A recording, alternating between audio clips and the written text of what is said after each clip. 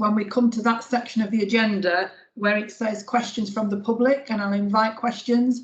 If you've got any questions to ask, can you raise your hand and do it that way? And please don't use the chat box, members of the board and senior leaders. And we'll try and get to all of your questions today and answer them. If we can't, we'll contact you and send you a response in writing. Okay, excuse me. And I believe Rebecca has started the recording. Bear with me because I'm struggling a bit with my hay fever and it's affecting my breathing, but I'm sat next to a paramedic, so I'm going to be fine. Okay, so welcome everybody. We've got a couple of introductions. I wanted to say hello and welcome to Roger Watson, that's the deputising for Nicola. You're very welcome, Roger. Thank you for joining the meeting. And also to our colleague from the CQC, Catherine Allison, who's joined the meeting today as an observer. Hi, Catherine, you're very welcome. Hope you enjoy the meeting. Thank you. Thank you. We'll move straight on then. I think we've only had apologies from Nicola Bramall, and I think Will Pope has got a clash of meetings, is with us now, but might have to leave during the meeting. Is that right, Will? Yes, Pauline, if that's okay with you, I'll need to pop out for about half an hour and then I'll get back as quick as I can. Okay, that's fine. Thank you. Thank you for letting us know. Any declarations of interest? No.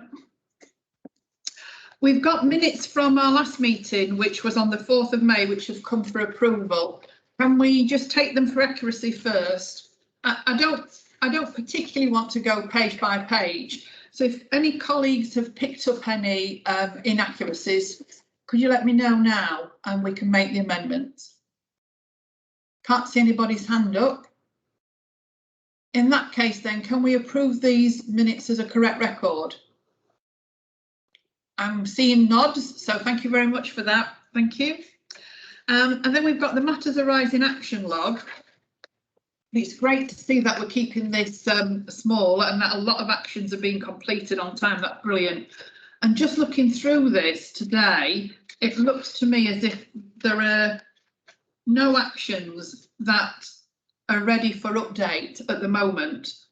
The next one is August, so there's nothing. Oh, sorry, Kerry, you've got your hand up.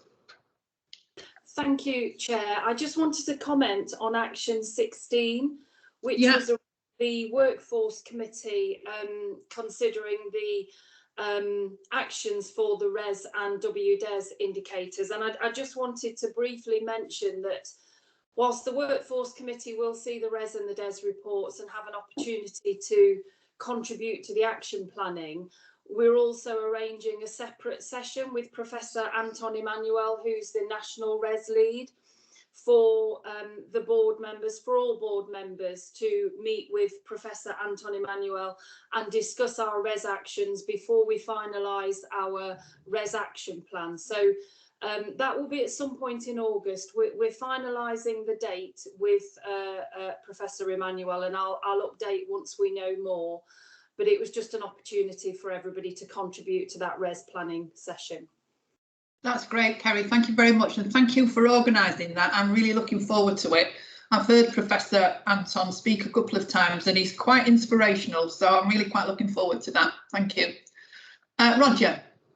Pauline, yeah, just on Action 43, I know it's not till September, but the majority of that is covered in the FTSU report I've just completed.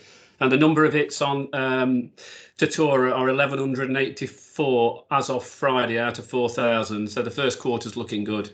Thank you. Thank you for that progress report, Roger. I look forward to the report in September. Thank you. Thank you. OK, well, that's all good stuff. Now's the opportunity for any of our, we've had no questions posed by members of the public, have we, Karen? That's correct, no questions, Chairman. OK, so I'm now opening the questions for items that are on the agenda to our senior leaders that have joined the meeting. If you've got any questions on items that are on the agenda, just indicate it by raising your hand and one of us will pick that out. I can't see any raised hands. Karen, can you see, or Rebecca, can you see any raised hands? No. No. Okay, that's great. We'll move straight on then. And the next item on the agenda then is the patient story, which is coming for assurance. And we were going to see the video, and I think we all got a communication last night. I don't know how many of you have been able to view it. I viewed it this morning. It's short, it's quite moving. It's a lovely video and a lovely story. It will be published on the website, so members of the public will get the opportunity to see it when they log on to look at the Trust Board. But I think I'll hand straight over to Will Legg, who's just going to talk us through it a little bit. Will? Lovely, thank you very much, Pauline. Yeah, and apologies, we're not playing it over Teams. Karen and I did have a bit of a test last night just to make sure everything was working okay, and unfortunately the sound didn't work. So you'd have moving pictures, you wouldn't have any sound, and it didn't really have the same impact. So thank you for taking the time to watch it. If you have done already, as Pauline said, it's quite a short video. It's only 4 minutes. It's around all based around George Hudson, one of our Derbyshire PTS patients, following his journey as he uses our service and goes to one of his hospital appointments. And when you describe it like that, it doesn't sound moving in the way that Pauline described it. And I have to say, when I watched it again this morning, and that must be about the 4th or 5th time I've watched it now, I always start to feel a bit of a tear in my eye, and it's because it's such a positive and such a heartwarming style of video. And I'll come on to the actual contents of the video in a second, but this is a new type of production. It's a new type of style of video for us as an organisation. And I do want to just extend my thanks to Mel and the communications team in terms of leading that production process and working with everybody, all the stakeholders, to bring it together, because some of you may appreciate, but it takes an awful lot of work to do a 3/4 minute video. There's an awful lot of work that goes in the background. So thank you, Mel, for bringing all of that together. So the purpose of this video is to showcase PTS and showcase what we do on a daily basis. As the video describes, as you go through it, we do around 240,000 patient journeys a year in PTS. So it's almost 250,000 journeys within those two services which we run, so Derbyshire and Northamptonshire. There's over 120 vehicles that we have in our services. So it's a really significant amount of activity that we take. And George's story is not unique in any sense. George is a very typical patient that we have. He's in his later years. He's got pain in his knees. He walks with a walker. And he needs support to be able to go to his hospital appointments, and that's exactly what PTS is there for. So the video kind of shows the control room. It shows how vehicles are allocated. It shows the kind of vehicles we've got. It shows the safety measures that we put in place when we're transporting patients, the cleaning of the vehicles. It shows George travels in a wheelchair, so it shows how the wheelchair is secured into the vehicle appropriately, how George's comfort's checked.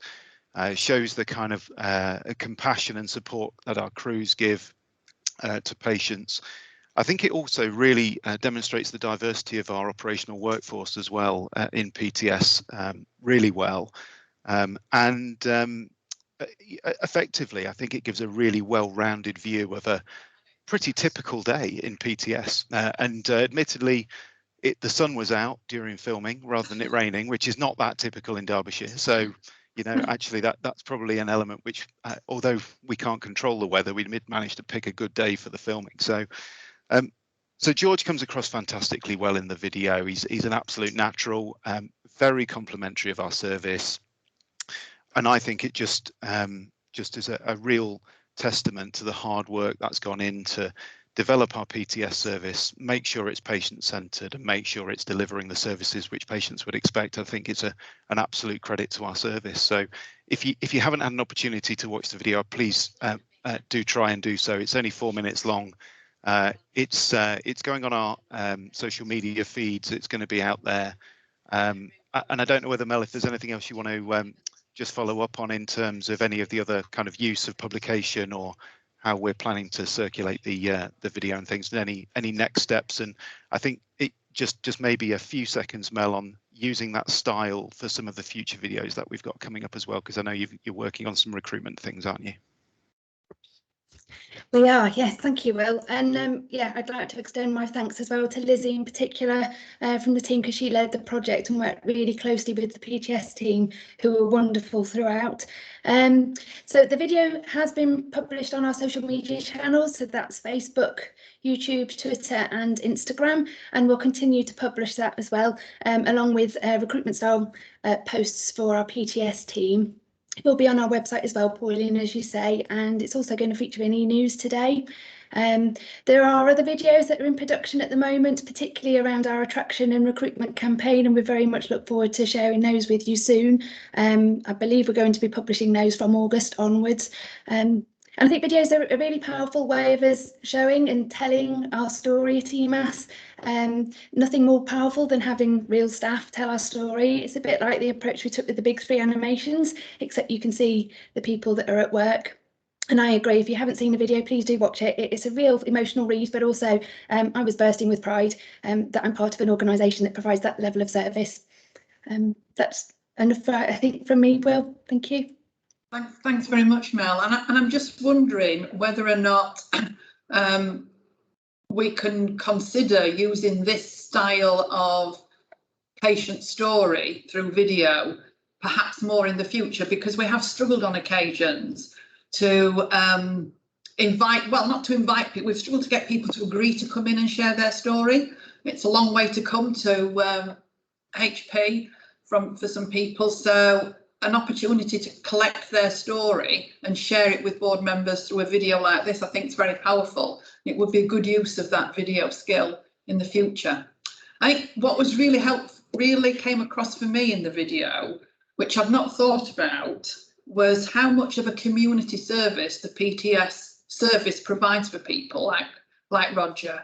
It was really all about community and how much he relied on those people to enjoy his life. And I really liked the bit in the video where they rang him, the team, when they're on the way, to say we'll be with you within half an hour. That's not been my experience of PTS elsewhere, where people have been sat waiting to be picked up from 7 o'clock in the morning and the vehicle's not arrived till 11. So that personal touch, I think, is a real credit to the service. And the staff member who said that he was incredibly proud to work for EMAS and to provide that service to people really was made me feel extremely proud as well. Any other comments or questions on the video? Will? Yeah, thanks, Pauline, and thank you for the intro, the comments there, Will, as well, very helpful, and thank you to the team who did a great job in that, and also, of course, to all in filming it, but also all our team for making it happen, of course.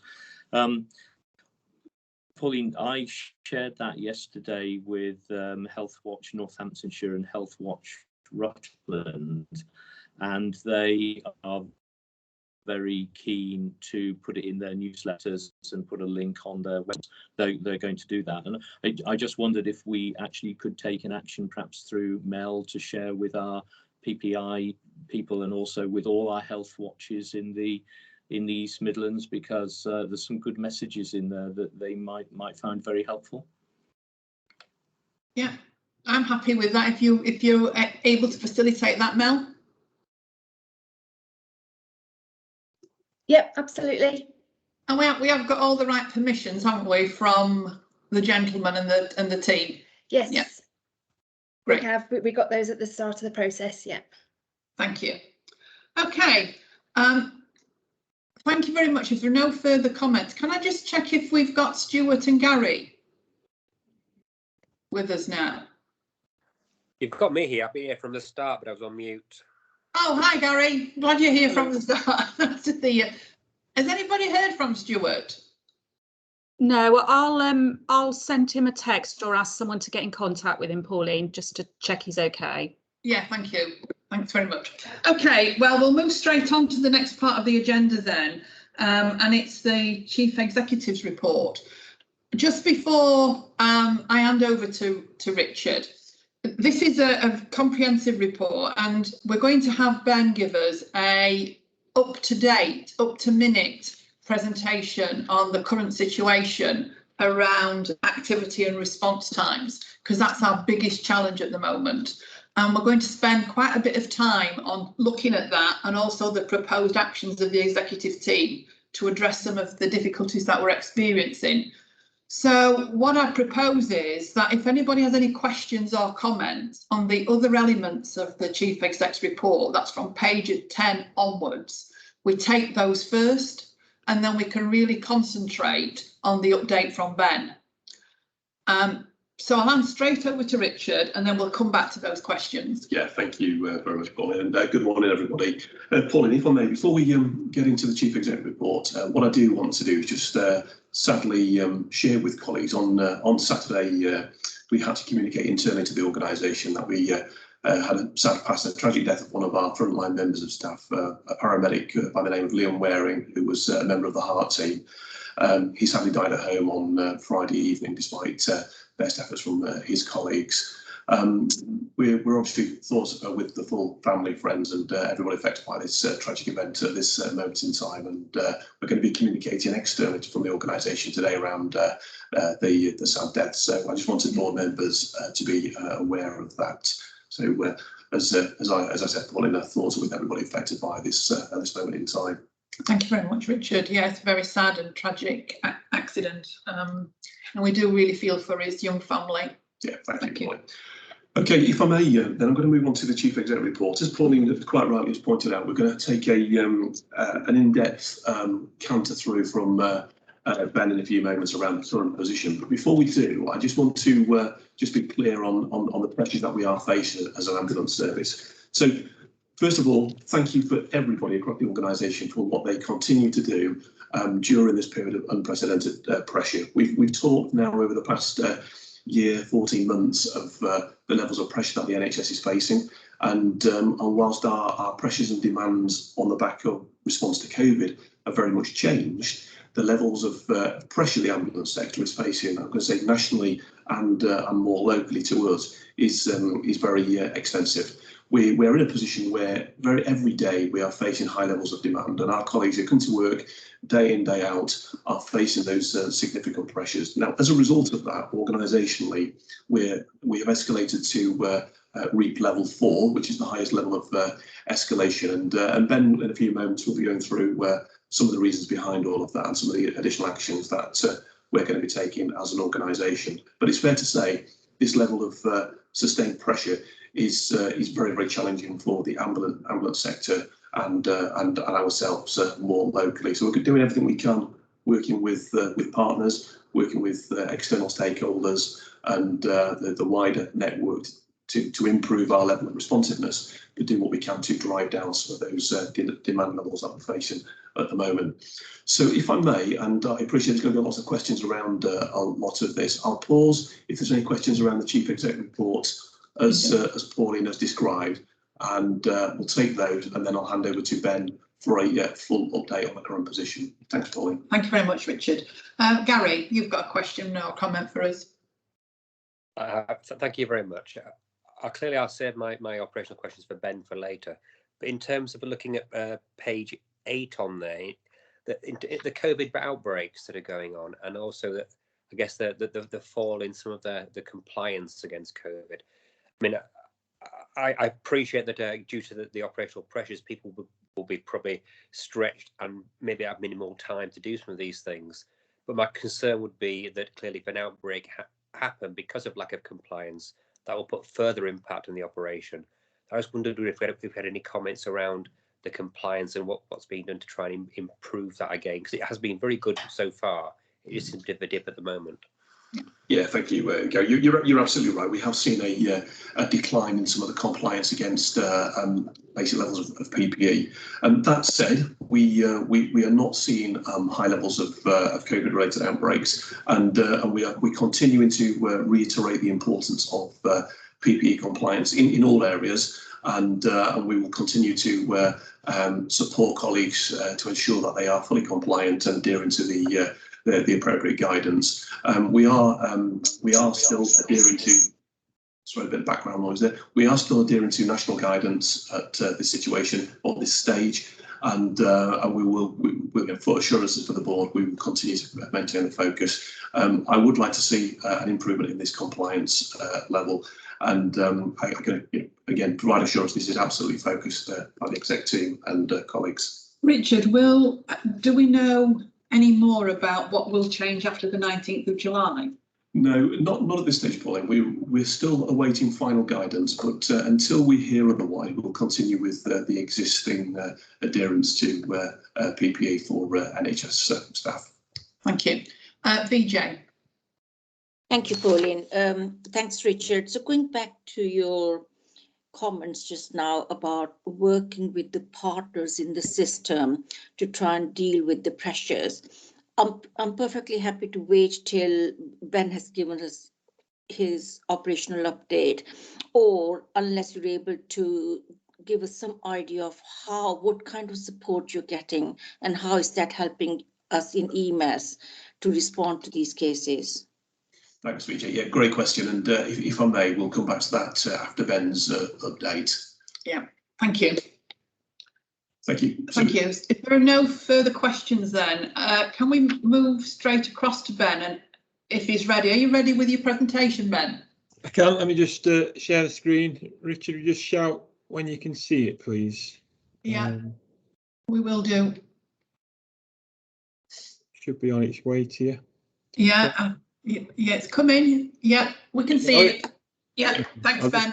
I'll just go to the full screen, and hopefully you'll be able to see it a bit better. Okay, so yeah, as we alluded to, I think we're seeing the only word I can describe it, used to describe it, it's been used a lot recently, is this relentless. It is absolutely relentless at the minute in terms of what we're seeing in activity.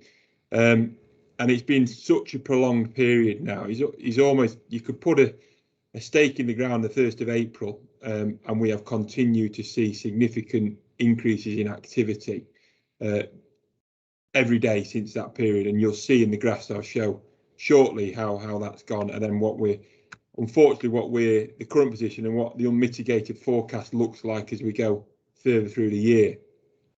The other challenge that has emerged now, though, is a resourcing challenge for a number of reasons, but we're now struggling to put out the level of resourcing we have in previous months. As I said, a number of factors, and I'll come to those in a minute. We've also got to look at the people impact. So this has been going on such a while now. It is having an impact on our people, as you'd expect. So just touch on that. And then what we looked at yesterday, execs, were some actions that we can take, and we have taken, to try and mitigate some of this position we find ourselves in. So I'm just going to start with calls. So what this graph shows here is this year compared to 2019-20, and we're using 19-20 because last year was an unusual year for all reasons people know, and things were so different you can't really compare. So what this is comparing against is 19-20, and as you can see, the top line is what's happened currently, and our calls is all, you could argue it's on a vertical line. It's so steep in terms of the increase we're seeing, and there's clear blue water between what we saw in 19-20 compared to what we're seeing now. And then the yellow line as we move forward for the rest of the year is our projection, if nothing changes, what's coming for the rest of the year in terms of our calls compared to 2019-20. So you can see, other than the odd spike in 19-20, we're going to be consistently, significantly taking more calls than we were only 2 years ago. And a proportion of that is due to duplicate calls. So this graph shows, going back to 2017, our duplicate calls. And what you can see to the right of the graph, again, is almost that vertical line, an increase of duplicate calls. Now, thankfully, it's leveled off a little bit, but we're still way too high, and way consistently higher than we've seen before in previous years. You can see the odd spike around Christmas time, but nothing like we're seeing now. And got to remember, this is May, June, July data. So significant pressure in duplicate calls, people ringing back to see where we are, and asking for ETAs is the predominantly reason for that. I just want to try and show the national picture about call answering delays. So BT will report a delay of anything over 2 minutes in terms of, so 2 minutes waiting for a 999 call to be answered. I've taken the other services names out of this, but this is just a picture of last week about the number of 2-minute delays there were across the country, and you can see it's staggering, the number of delays we've got. You know, we're high, 540 is far higher than we would like. That does, I will say there's a caveat in that. We did have on the 30th and the 1st, where we had the highest days, we were working from one AOC. We had to actually close down Bracebridge in a planned way to do some essential maintenance over there and preparation work for the new telephony system. So that was part of the reason on the 30th and the 1st, because we had to move everyone over from Lincoln, but still way too high for us. But nationally, I just wanted to show the picture is one that all services are under huge pressure for call taking. The ones with smaller numbers there, you might think, well, what are they doing? They are trusts that have 111 as well, so they're able to flex between 111 and 999 and protect really their 999 service, and forgo some of the performance within 111. That they're the main reasons for the difference between us and some of the ones that have got lower numbers. So stepping on next is incidents. So for every call, we create an incident on the CAD minus the duplicate calls. So the duplicate calls are taken out of this. But again, you can see the same sort of thing. We're on a very steep increase in the amount of incidents on the CAD, and projection going forward is one where we're going to continue to see a much higher level of incidents than we currently are, or we did in 2019. And step one further forward, so an incident then we may respond to that incident, and where we don't respond to that incident, that's due to hear and treat. So you can see actually our incidents are on the increase, and there is again a big difference between 2019, but we're taking quite a lot of incidents out at source, and therefore thankfully not having to respond to them. So all the great work that the teams are doing on demand management is helping in terms of keeping that response, although at a higher level than we'd like compared to 19, it's not on such a steep upward curve as the responses and incidents and calls. And even more so, the 3-year comparison of non-conveyance shows the same picture. So even though we've got significant more activity, we're taking less in than we were in 2019. So, you know, in terms of, you know, two arguments could be there. Should it have come to us in the first place? And if it should, secondly, we're finding alternative ways to deal with that now. That is a positive. That's good efficiency for us. It's putting hours back in the system, and also it's helping us with hospitals in terms of not putting as many people through A&E. So that's a positive. The lines at the bottom are, you can just see what impact COVID round one had, wave one had in terms of our conveyance rates. You know, way lower than we're seeing now and 2019. So that's just a snapshot of activity. I'm going to move on to resource now, and just this slide here shows our resource hours fill output for the last year, or last year 18 months, and the circle in the middle there is what I just showed as Q2, where we're moving into now last year, and we naturally see a drop off in resourcing in Q2, and that's predominantly due to our abstractions go up, you know, people taking their leave during this period, and we're seeing exactly the same this year. So if you move to the right of the graph, right to the end, we're seeing the same trend this year, and it's around about 2% drop in fill compared to Q1, but we're on a lower baseline this year compared to last year, in terms of we had more resource available in Q1 last year due to, you know, many reasons, that we had our incentives running, we brought back annual leave, people were more willing to work, activity was lower, lots of reasons. So this year we're not getting that uptake in shifts. So you can see, you know, the blue bars are the 3 lowest weeks we've had, and 2 of those have been in the last 4 weeks. So resourcing is now a pressure for us, and we are looking at ways we can mitigate that pressure, to try and put some more resource back in there, which I'll show in a moment. But unfortunately, what that means is this is our June performance. and it's not a great position, as you can see. So still achieving national standard for category 1 90th, but other than that, our standards are beyond the national average and way higher than we've been seeing in the last year. I won't read them out. You can see them. It's a bleak picture, but it's not for the lack of effort in trying to address them. And as I said, we'll show in a moment what further actions we're trying to take. But I just want to talk a bit about people impact and the health and well-being that we're equally conscious of in terms of what this is doing to our people. So our sickness is increased, currently very high. It's around 7.5% across the trust or across operations, much higher in EOC than that. And unfortunately, we like to see that continue to increase due to ASD, anxiety, stress, depression, fatigue, and potential burnout. MSD, medical stand down.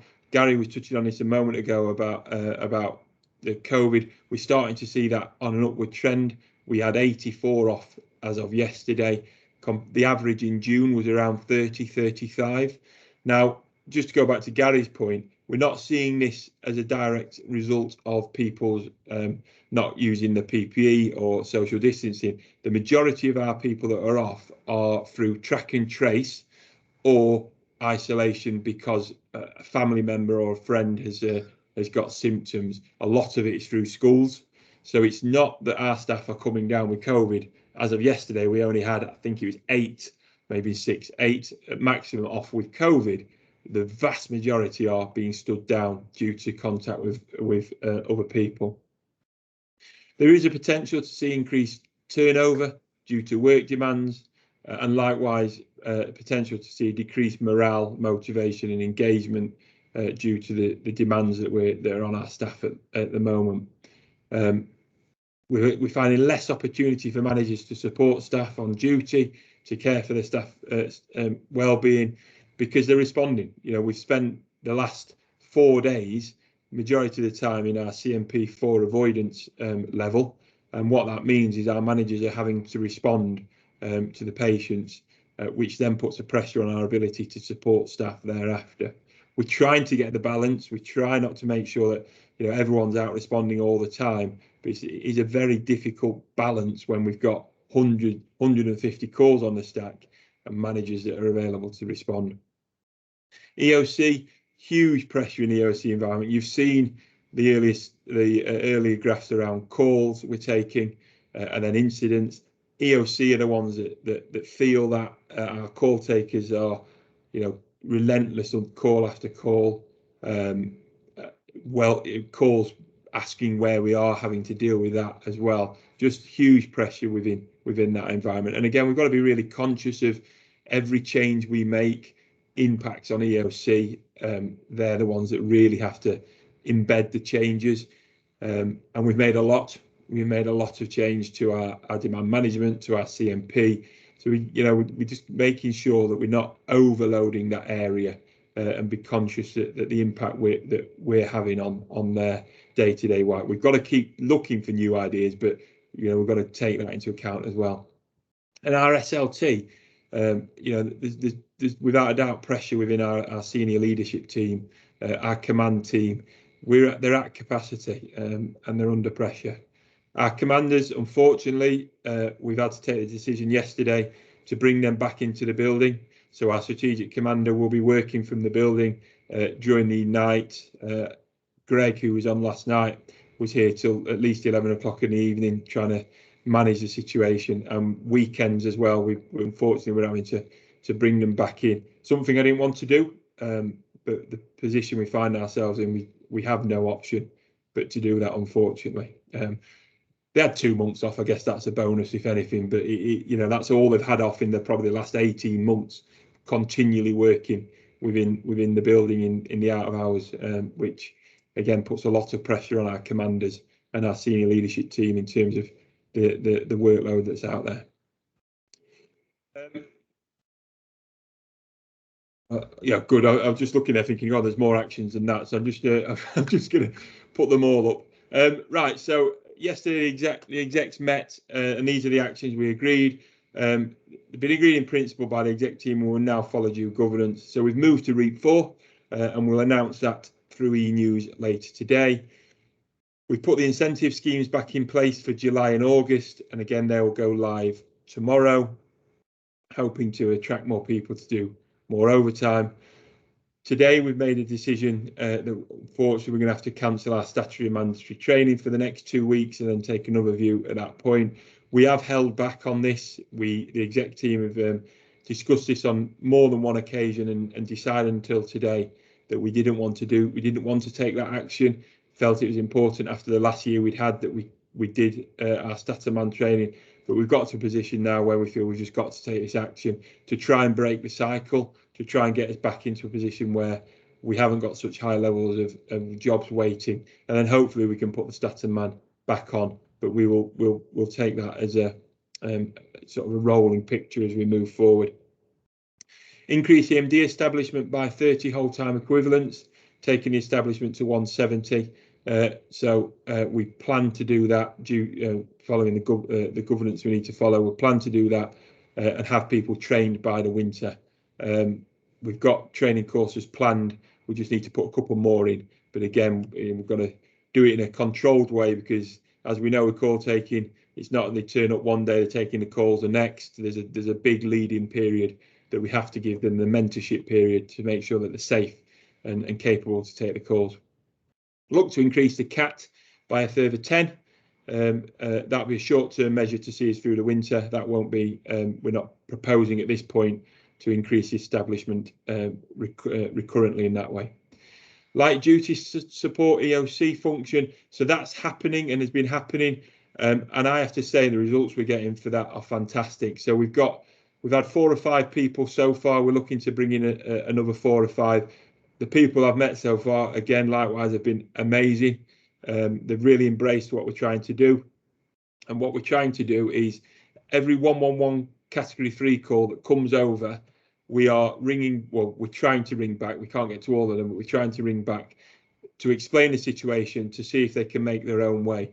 The results are staggering with that. We're getting around between 55 and 60% of people that we ring back are saying to us, oh, we'll make our own way, or we'll find an alternative.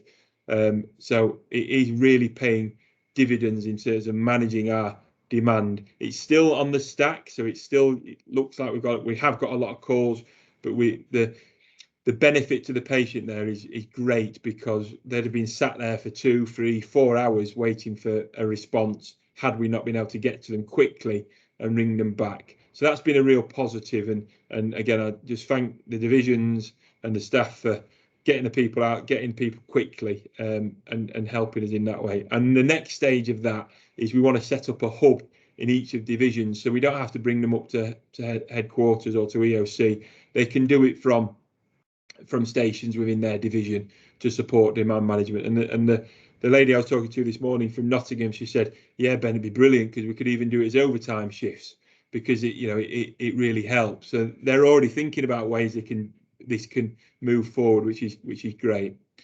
We look to retain the doctors in EOC for the remainder of the year. Again, really have embraced us in helping manage our demand, and I don't think they quite knew what they were letting themselves in for a year ago when they came, but they're certainly embedded really well into our teams and are a great help, not just in EOC but to staff on the road as well, who are often calling for some support. So that we're looking to maintain that again for the remainder of the year. Maximise our opportunity through newly qualified paramedics, expression of interest. We've had a really good level of interest from NQPs. We're just working through that detail now. The execs will get a workforce plan update on Monday around what that level is, and then we will look to see how we can maximise that opportunity, so we can bring more people in, and that will be this year as well, to help us through the winter. But again, obviously we have to make sure that it's within the workforce plan moving forward. And then the last thing, we'll look to retain the PAS at the current levels at 38 per day. I will say, caveat again, we're not getting 38 a day. That's what we're asking for, but we're not getting that. Same reasons, their pressure on staffing is is the same, but we're looking to put that out to our providers so we don't drop to 28 at the end of Q2. We'll look to maintain that for the remainder of the year, again subject to the due governance going through on that.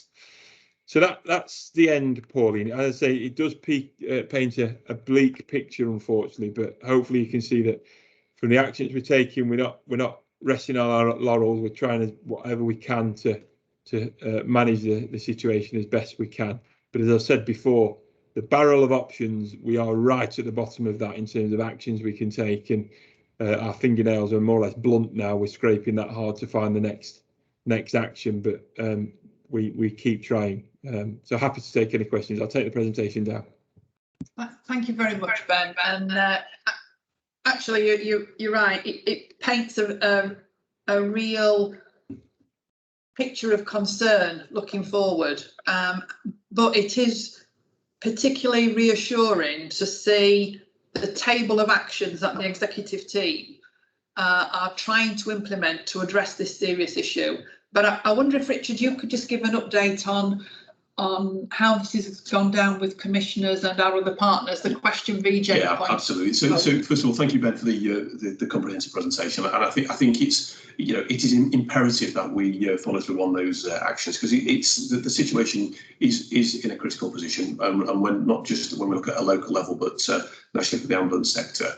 We have to be able to do more to respond to our patients. So, VJ, the question you raised around external support, as an example, what has been called is an extraordinary meeting with our commissioners, so what we call the Strategic Delivery Board, which is a meeting where all the accountable officers or representatives from each of the counties come together with the executive team of EMAS. And I called an additional meeting to go through this so that we can be clear on what additional actions external stakeholders are taking to support the ambulance sector. We have to be able to do more, for example, with the 111 provider. So whilst I appreciate they're under significant demands, we need to be able to do more to take out some of that activity that is coming from 111 to ambulance, then clearly articulated some of the way that we're dealing with those internal challenges. And again, with colleagues from the greater health sector within the Midlands, we'll be having the dialogue with. I also yesterday discussed this position with the National Strategic Ambulance Advisor, who, as you're all aware, operates on behalf of NHS England, discussing the situation, which was a very helpful conversation, and there'll be a number of points I'll be following through as a result of that conversation. But please be assured, we are absolutely engaged with all relevant partners, and we'll continue to update board members as and when with any additional developments, or indeed any additional asks from your varying networks, of which we may be able to elicit any other support. So thank you, Pauline. Thank you. I'll throw it open to questions now and comments from colleagues. VJ and Gary and somebody else who's on the cards. Karen, VJ, Gary and Karen. Thank you. Thanks, Ben. Thank you, Pauline. Ben, thanks very much. You've taken us through a comprehensive set of actions. If I could just pick up on a couple. So you talk about increase in incentives in July and August. On the face of it, very credible action. What is concerning me slightly is that we are talking about ASD, burnout, exhaustion, and the very people who might be, for whatever reason, might want to take up on this offer. Is there a risk that we could be putting them in similar situation, and how is that being managed by people on the ground so that, you know, they are not going over the edge, as it were, in terms of just, you know, responding to the incentives, but getting into the pool of high levels of sickness and burnout? The second question is around PAS. So if there is high demand for them and we are calling upon them, then others would be as well. How are we ensuring that we actually almost ring fence and secure that level of a supply that we are looking for? And the third is more a comment going back to Richard, what you just said about talking to the system, talking to, you know, people who matter, who need to know. the kind of pressures and actions that EMAS is taking, I'm still trying to get some insight into what is coming back to us, which is tangible support to help us to deal with this situation. And I can't say I'm clear about that. Okay, I'll perhaps touch on that at the end in terms of some of the work that Leon and I have done with NHS 111 and DHU, because we have tried to engage with them and get some support. So I'll just go back to the top. VJ, it's a really good observation around the incentives, and I think you've heard me talk about this before, about we turned it off in April because we felt we needed to, well, give people the opportunity to take that break and not be as persistent about the overtime. And however, we find ourselves now where we're in this, we're seeing our resourcing reduce, and forward looking, that picture doesn't improve. So we had to balance that risk again between having enough, getting enough resource on the road versus the burnout of staff. And the way the incentive scheme works, without going into too much detail, you'll only get your highest level incentive for, I'm not explaining this very well. If you can only work a maximum of hours, like say 100 hours, then you'll get £100. It's not that. But if you work 110 hours, you'd only get £100 still. So we've capped it to try and limit the amount of hours they're working. I don't know if I've explained that very well. Probably the end of it was probably the best explanation. It's being managed. Yes, we're capping it. Yeah, we're capping it to make sure that people can't run away and do 1,000 hours and to get the money in. It's capped at a certain level. Is probably the best way to describe it.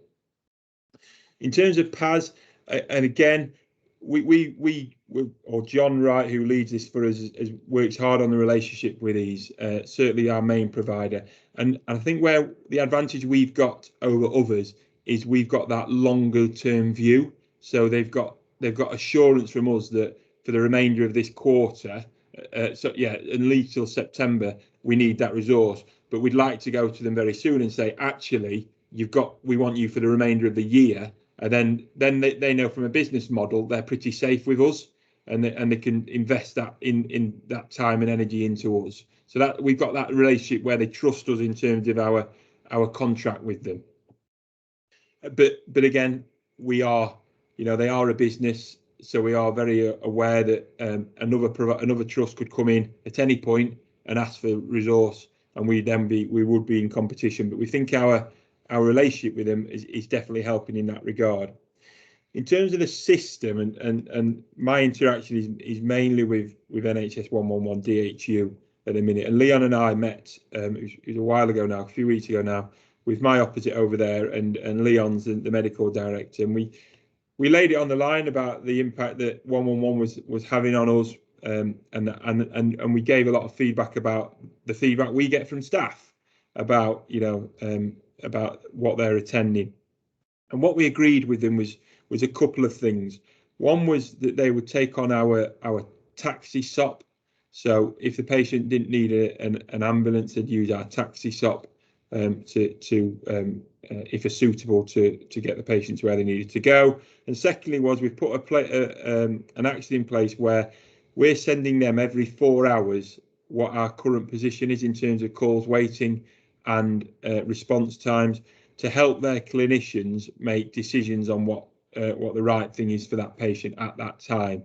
So they were willing to take that on board and work with us on that. The impact of that yet to be seen. I think we need to keep working with them to try and get them to embrace that even more than they probably are at the moment. But they certainly are willing to work with us on that. So that's a couple of examples of how DHU are working with us, VJ. Thanks, Ben. Thanks, Ben. Just before I go to Gary, just on that last point, you were talking about how the duplicate calls are creating additional activity in the EOCs, and the work that the light duty staff have been doing with Category 3 calls. Are some of those Category 3 calls coming from 111? And could 111 be asking them routinely, can you make your own way to hospital? That's what we're encouraging to happen, Pauline, exactly that.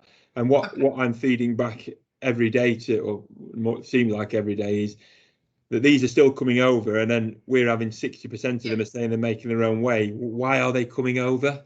Yeah. You know, I think we've got to keep that dialogue going. I mean, I have to say my energy, I have to say, is focused on this, more on this side of the fence, because we're having such a good impact. Yeah. We need to keep that going, but we're still feeding back to DHU as often as we can. Yeah, thanks very much, Ben. Well, expand on that as well. One of the things that we have asked for nationally is around the current time frame for if a patient hasn't been clinically assessed, a category 3 call from DHU, it will automatically come across to the ambulance service. And one of the things that we have asked for is a formal extension to that time period from 30 minutes to 60 minutes. And once we receive a clear response on that, she will notify board members of that position. But that will also give us some additional support. And we need to campaign hard for that and lobby hard for that through ACE, Richard. And Absolutely. I think Richard and I will be doing that, because we need the whole of the ambulance sector to be as one, asking for that to be brought forward and implemented. I think, Pauline, if I could just add to that, I think, and we've got to use the providers that do both 111 and 999, because let's not kid ourselves, they'll be taking risk-based decisions now and doing that. Yeah, so, they will, won't they? Yeah, so we need them, like I say, we need to be as one voice, really, on this nationally. Gary. Thank you, and thank you, Ben. First of all, I applaud the significant actions being taken by the team here. It's a long list of things that clearly are making an impact. Looking at the other end, I know in the past we've talked quite a lot about having strategic alliances with hospitals. There's been different boards looking at how we minimise handover delays. I note from the report that despite us taking less people to hospital, the hospital handovers are increasing again. I wonder whether any of those conversations we're talking about with our partners are actually have any plans at all, or any initiatives to try and reduce that hospital handover delay. Absolutely, Gary. Again, we're still linked in with the systems reviews around handover delays, and we're looking for, again, different ways to do it. And Leon and I are sort of linked in closely with WMAS at the minute, West Midlands, because they're having significant handover problems as well.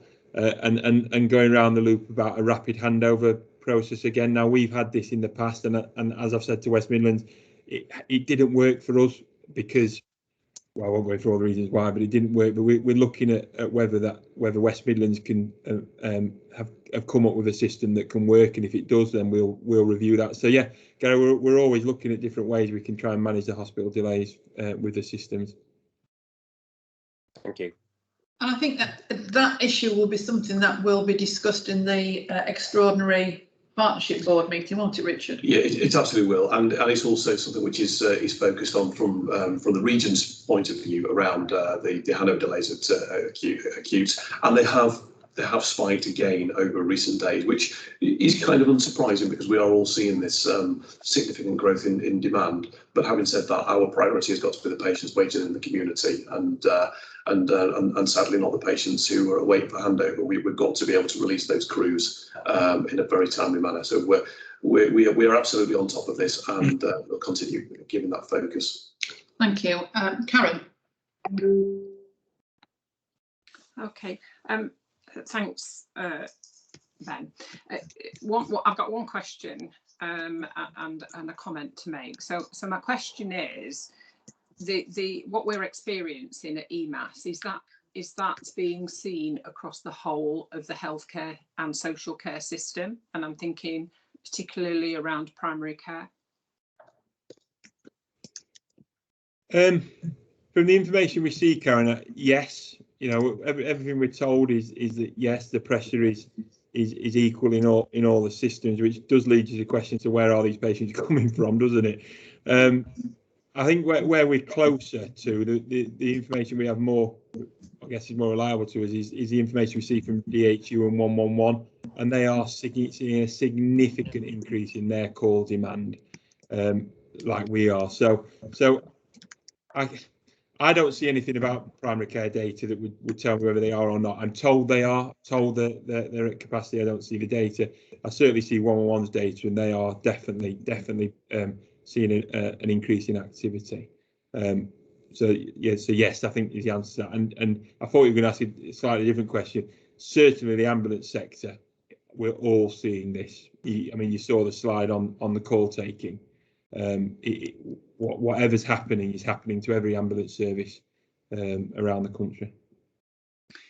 Yeah, I mean, I suppose the point of my question is, and I understand 111's increased level of activity. I think what would be really interesting is if we could, in some way, and I don't know if we can through the urgent care boards, is to try and locate some information on what primary care capacity is, because we know that that's changed over the last 12 months, 18 months in terms of COVID and access to primary care. So it's trying to understand that shift and why it's happening, so that we can address, instead of treating the symptoms, is getting a little bit more towards the cause. Absolutely. I think Will wants to come in on that. I think, Karen, Will, have you got something to add in relation to that? Yeah, I have.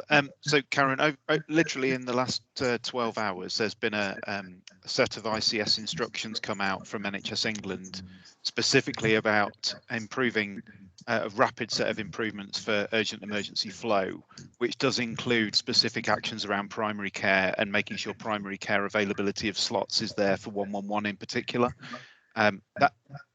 Even the language they're using about that being demand-led rather than capacity-driven suggests to me that primary care capacity isn't where it was pre-pandemic. So I think you can read into the fact that they've just issued that to all accountable officers in the ICSs in the last 12 hours. I think there's still work to do in terms of primary care capacity.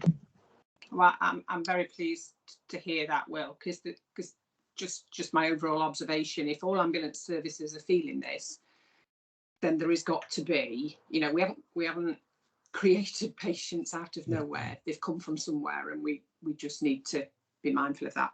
And my other, and I understand, but I feel as Chair of Finance and Performance that it's my duty to sort of bring to the board's attention and consideration that inevitably, to respond to this level of activity, will take more resource. So we are seeing a shift in financial position, and one that we need to observe and be aware of. And I'm sure we probably will go on to discuss that point later.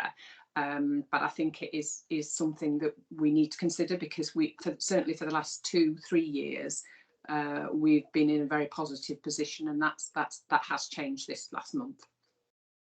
Thanks, Karen. And it is clear from the descriptions of actions Ben's just gone through that will incur some significant financial pressure.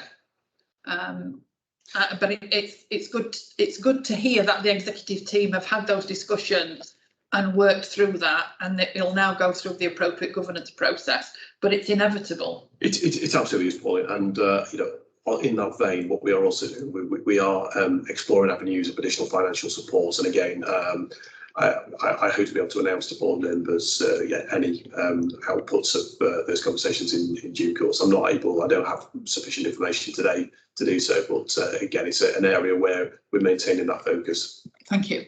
I've got a few people, I think, waiting to come in. Will Legg, Mel and Will Pope. Is that right? From what I can see. Oh, Paminda, sorry. Paminda first. Paminda, Will Legg, Will Pope. Mel and Will Pope. Thank you, Pauline. Thank you, Ben. A number of questions have been answered, but very much aligned to what my last question was, very much aligned to the conversation we've just been having. For sure, all these actions that are going to be looked at, there will be financial implications on this.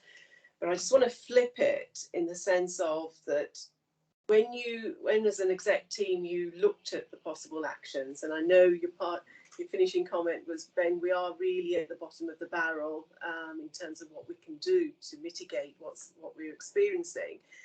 Was there consideration given when the actions were being finalised that what are the financial implications?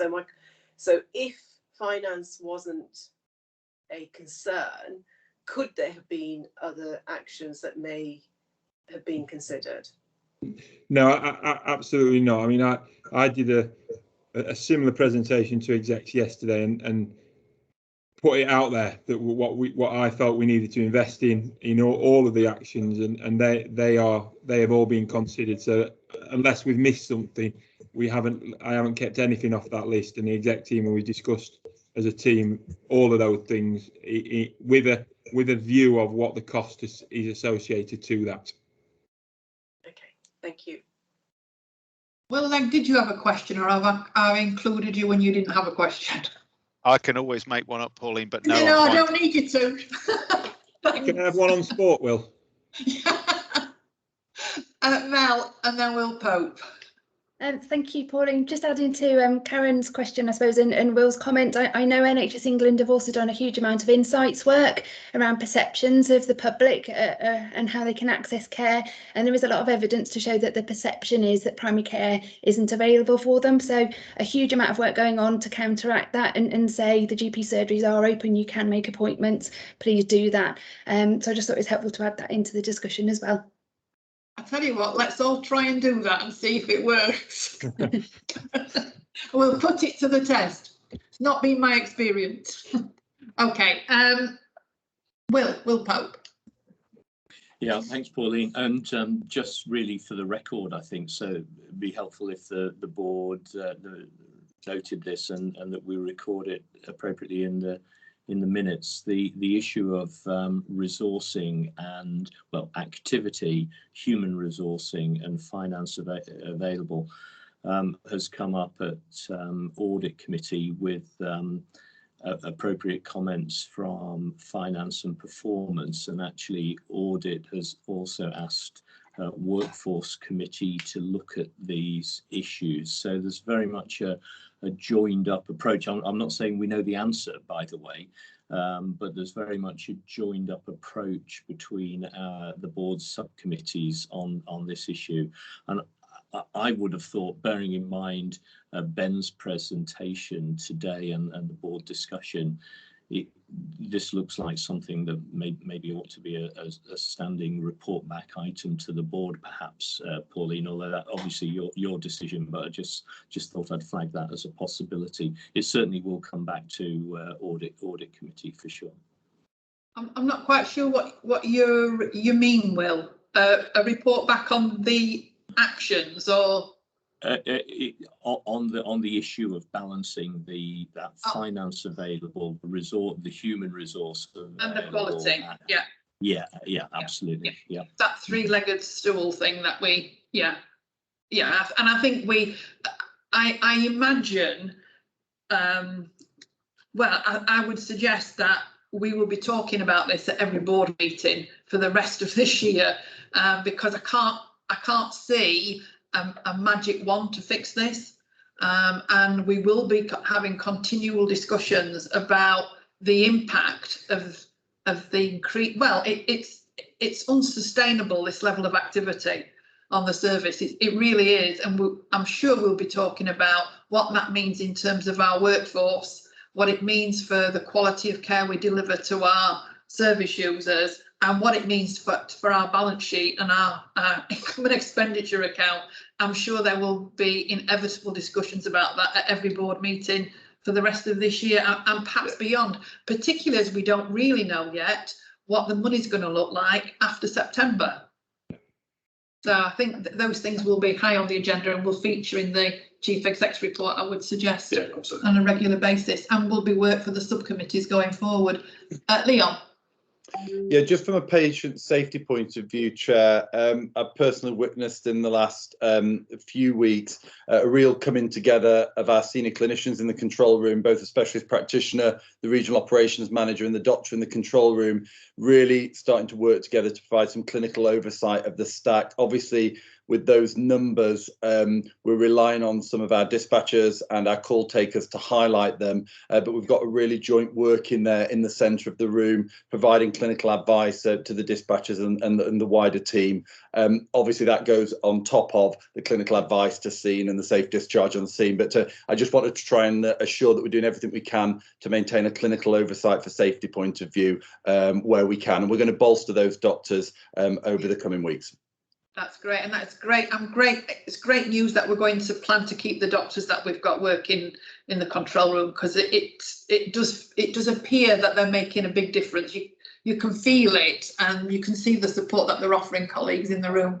Yeah, Chair, the most important thing there is that we've not gone out to anybody and everybody. We've got a strong cohort and a collegiate team of doctors that have been plugging away now since April 2020, and I've absolutely been chuffed to bits over their efforts. Yeah, and it's great because they've built up some experience, haven't they, of working with our colleagues. Yes, that's great. Any other questions or comments on the Chief Executive's report? No. Well, thank you very much. I think it's been a difficult picture to hear, but Ben's painted a very good picture of the here and now, but also some of the issues going forward that we're going to have to face, and some of the solutions that we're putting in place. And we've heard from Richard and from Ben and from Will about how this has been escalated externally with our partners, and what support we're looking to them for going forward, and we'll keep the board informed as things progress. Thanks, Polly. Okay, shall we take a short break just to stretch our legs for 5 minutes before we move on to the next part of the agenda? Let's just make it a short break to go and get a cup of coffee and come straight back. Don't log off. Just stretch your legs, come straight back, and then we'll move on to the EMAS strategy update. Thank you. Nice to see you, Stuart. Glad you made it.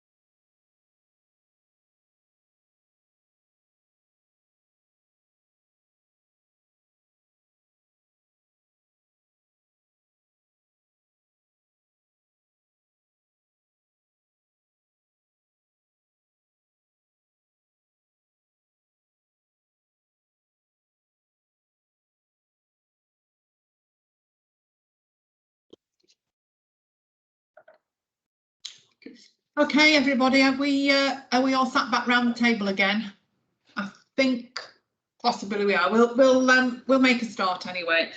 What I'm going to suggest as we go through the rest of the agenda is that we spend the time on the items where we're asked to give approval and also consideration, and that the items that have come for assurance, we take them for assurance as a given and only go to them if there are any particular updates from the executives or any questions from the NEDs. And in that way, I think we'll spend time on the really key decisions that we've got to make this morning.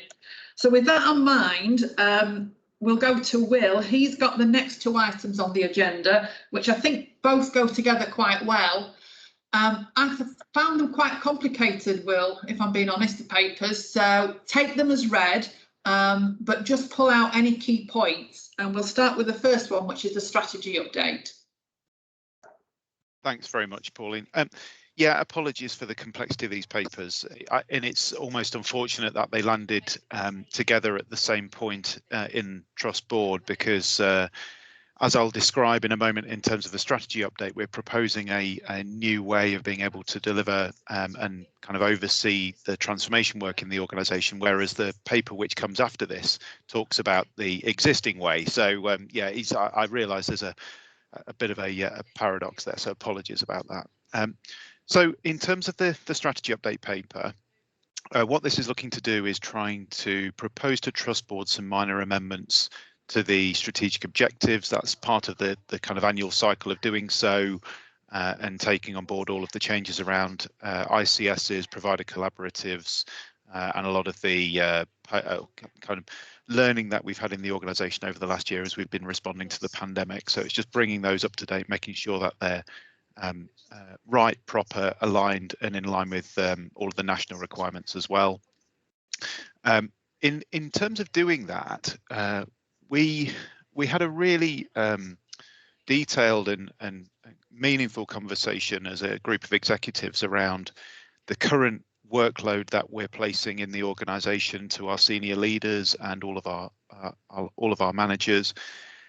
And when we kind of took a step back and we really thought about how that was playing out, so our existing transformation program, our efficiency work, all of the operational duties which they have and the operational pressures, it became really clear to us that we're asking an awful lot from the individuals. And anecdotal feedback from some of our key leaders to some of us as executives were asking for us to try and streamline our approach to transformation, make sure we're not duplicating effort, etc. And what became really clear was that some of the things that we have in our transformation program were almost duplicating some of the work that we'd already laid out that we would do in some of our enabling strategies. So from a kind of HR and OD perspective around the people agenda, there were things which were in the long-term strategies there, which we were almost duplicating from a transformation point of view around education, for example. And because of the historic way that we'd built up our transformation program, we'd got to a point where individual senior leaders were having to report progress in two different places in the organisation on a topic which was really managed through the strategy. So it was just getting all a little bit kind of overburdensome and a bit complex. So that's why we had that kind of detailed discussion. So what that really led us down the path to thinking about was needing to make sure that we're very clear on our strategic objectives, hence why they're in the paper here. We're clear about how we're monitoring our progress against delivering those strategic objectives, and that's why the paper proposes Appendix A, which is a set of performance indicators aligned and what does good look like against each of those strategic objectives.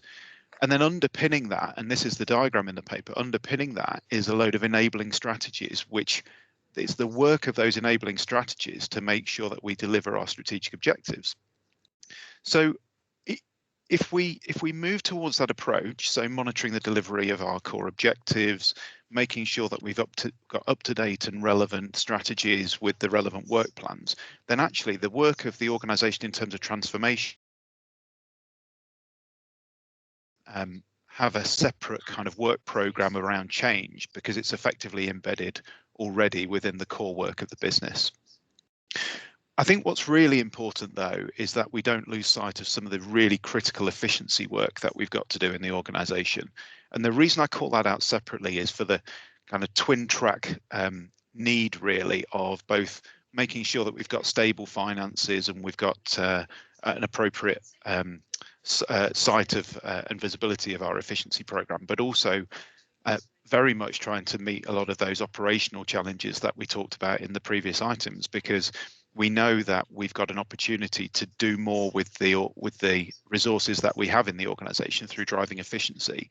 And I think for that reason alone, and that the finance and the kind of operational side, it's really important that we keep efficiency almost with a bit of a spotlight on it, and that would continue to report through the Finance and Performance Committee to executives and obviously here through to board as well.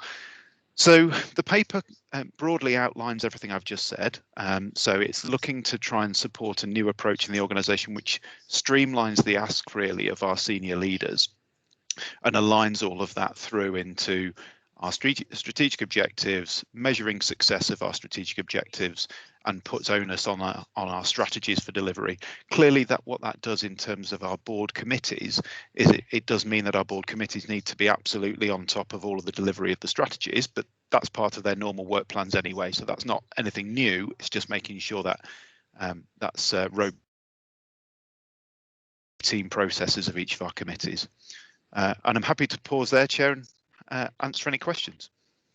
Very much, Will. Thanks. That was a good explanation. Thank you. Any questions or comments from Will before we go to the recommendations?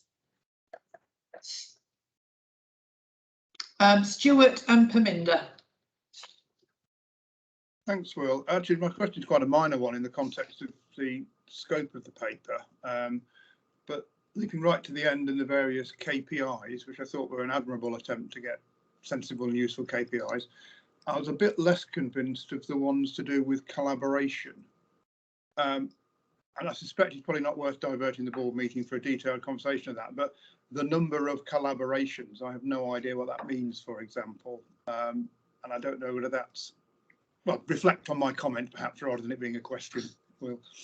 Yeah, I think you're right, Stuart, and I think that's partly evidence of the fact that provider collaboratives are a new entity. They're a new concept for ICSs, and I think as such, trying to define what good looks like and exactly what the KPIs are for that are quite difficult in this context, because a lot of the benefit of provider collaboratives will be through actually achieving a lot of our core strategic objectives. So as we were talking about earlier on in terms of 111, for example, if we move to a point where we've got a provider collaborative with our 111 partners, what we will expect and what good looks like from that is management of activity in a much more granular way, in a much more robust way, to allow us to both achieve our strategic objectives in a much better format and deliver better performance for patients. You know, that's going to be the output of it, but that's quite collaborative specific in terms of whatever the outputs are. So, I mean, because your reflection assuages me, and I know EMAS enough to know that this wouldn't happen, but if you set a KPI to start collaborating with people, then people create collaborations, and if they don't do that, then we're taking a stage backwards, to be perfectly honest. Yeah, but that's fine. Absolutely. I think just on that point before I go to Perminder, the proposal is that the KPIs will be reported to the board every 6 months, if I recall. It would be helpful, particularly on that strategic objective around collaboration, that we take the opportunity in 6 months' time to review whether or not those KPIs are actually effective, because in 6 months' time we'll have a clear review about what provider collaboratives look like and what our collaborations are going to be. So I would suggest that we might want to adopt them now, but review them in 6 months. Okay, thank you. Perminder. Thank you, Pauline. Thanks, Will, for providing this consolidated document. We must be thinking all on the same lines, because my question was around KPIs as well.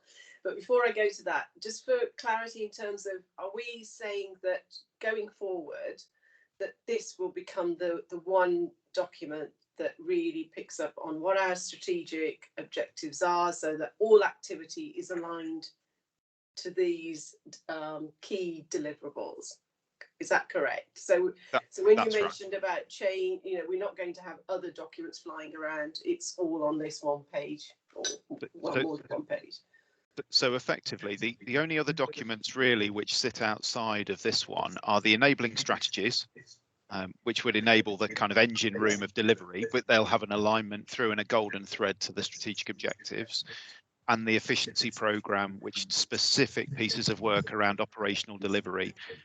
One thing which I have been talking to Ben about is whether in the organisation we look to try and have some kind of urgent emergency care strategy, operational strategy, or some kind of operational improvement programme, something like that, which is the kind of landing place for a lot of that work outside of the efficiency programme. But that's a conversation for another executive meeting in due course. But those are the only things which sit outside of this kind of set. All right, thank you for that clarity, Will. So my question around the KPIs is, I appreciate this is work in progress and some of the information still needs to be populated. At what point will we know what good looks like? So how will that decision be made? And very much aligned to when we talked about the collaboration KPI, or whether it be other KPIs where there's a percentage and a numeric figure that needs to be populated into there. So how do we get that consensus to know that that is what good looks like, and that's what we're going to measure ourselves against?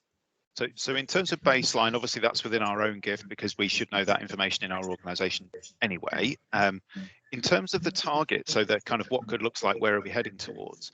There's already a lot of good information which is provided through the National Ambulance Benchmarking Programme, and that's an automatic upload of a lot of our data across our organisation to a central, nationally held information portal where we can see for the whole ambulance sector where we are and where we benchmark, but we can also see what the sector median is and the sector best in class as well. So where we've got a particular area of activity or a particular item on there which we're looking to try and set ourselves an ambition for, to know, what does good look like, what is best in sector, what's median, etc. That gives us that ability to be able to populate that target. There will be some areas in there which the national benchmarking information doesn't cover, and it's at that point where the individual SROs around those areas need to start reaching out and engaging with their counterparts in other services to do that bit of baseline and understand where we're heading towards. There may also be areas where we've got an internal limit on how far we can go, and that would be our target area, and that might be because we've specifically wanted to resource something for a particular target amount or a particular quantity. So a combination of all of those measures will be able to set our baseline and our target. Thank you. Just on that point, Will, when will that come back to the board? Because in the recommendations, we were asked to approve the KPIs without the baseline and without the targets. So they're incomplete, really. When will they come back? Yeah, the reason it's been presented in this way is because obviously what I've just described does take a bit of time. So what I was after today really was agreement around the framework and the KPIs in their existing form, not necessarily approving the target values, because clearly to populate target values is a much deeper conversation for executives to have, because we might have an ambition to do a certain thing, but if that drives a certain level of investment or a certain process in the background, we need to be clear about whether the targets that we're aiming towards are achievable for us in our current state, or whether it's a stretch for us and it's a reinvestment of funds that we need to move around the organisation. What I would suggest, Chair, is that comes back to the next Trust Board, which I believe is September. Yeah. That's right. Yeah. Which gives us the right time in the background to be able to do that. Yes, thanks. Yeah, I'm happy with that if other colleagues are. Any other questions or comments for Will? Well, I've got a question which does this, in terms of the next paper, which updates on our transformation and efficiency programme, this proposal replaces that and deals with it in a different way going forward, I think. Yep. What does that do to the transformation project teams that are in place with NED involvement? Will they now stop, and will we lose that NED engagement? So that's slightly work in progress, Pauline, because obviously it's a transitionary phase. However, the last thing I'd want to do is lose that NED involvement in the kind of oversight of how we're delivering the major parts of transformation in our organisation. The next paper articulates two things at once. So it articulates efficiency and it articulates transformation. So the efficiency side will remain. So that's a good chunk of the detail in the next paper is around the efficiency items specifically. It's the transformation items where there's been that overlap and the alignment with the strategy work. I think what we might need to do in due course is think about NED involvement and alignment to our enabling strategies in the organisation and oversight of the enabling strategies, because actually that gives a much better context to a lot of the transformation work that we're doing. And that might happen naturally through the Trust Board committees and the NED involvement of Trust Board committees anyway. And it should, yeah. Thank you very much. That's clarified that for me. Well, thank you. VJ. Thanks, Pauline. So, Will, the way I read this paper and the next, this paper is very much about what needs to happen, and the second one is about how, broadly speaking. Is that how you would interpret it?